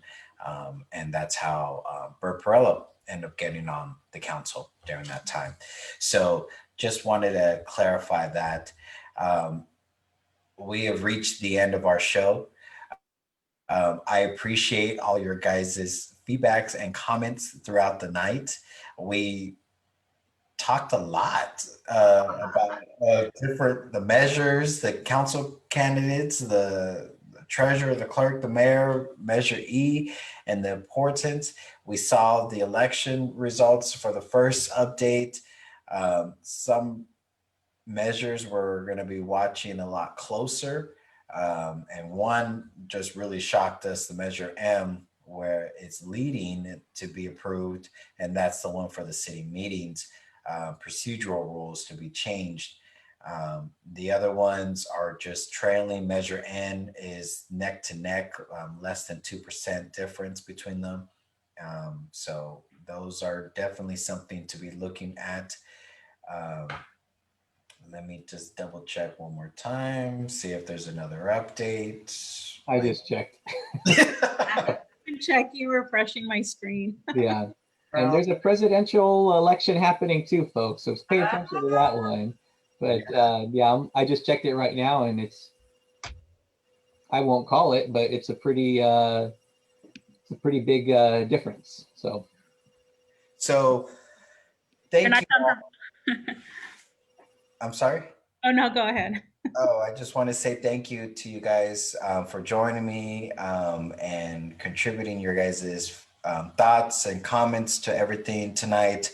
It's very much appreciated, and it's always great to be able to speak with all of you guys. I hold you guys in high regards for your guys' knowledge. So thank you guys for joining me tonight. Thank you for having us. Thank you guys. It was good. yeah, thank you all very much. This is great. So this comes to the end of our show. Ladies and gentlemen, be sure to join me this Thursday as we have Farron Dozier, who recently just came to the city of Oxnard. We'll be speaking to him in regards to his work in the community as well as his basketball organization. His interview will be this Thursday at 4 p.m. right here on Oxnard Live. Thank you again to Tom Cady, who was a guest speaking on the 4 measures and the city's measure, so 5 measures. Thank you to our guest panelists, Eladette, Gabe, and Yadi, for joining me tonight. And thank you all for sticking with us and listening to our comments on all the measures and the candidates. And be sure to continue to follow our Facebook, as we will continue to provide updates as the results come in. Ladies and gentlemen, this is Oxnard Live, all live and 100% real. Have a good night. Bye. Thanks, everyone. Bye.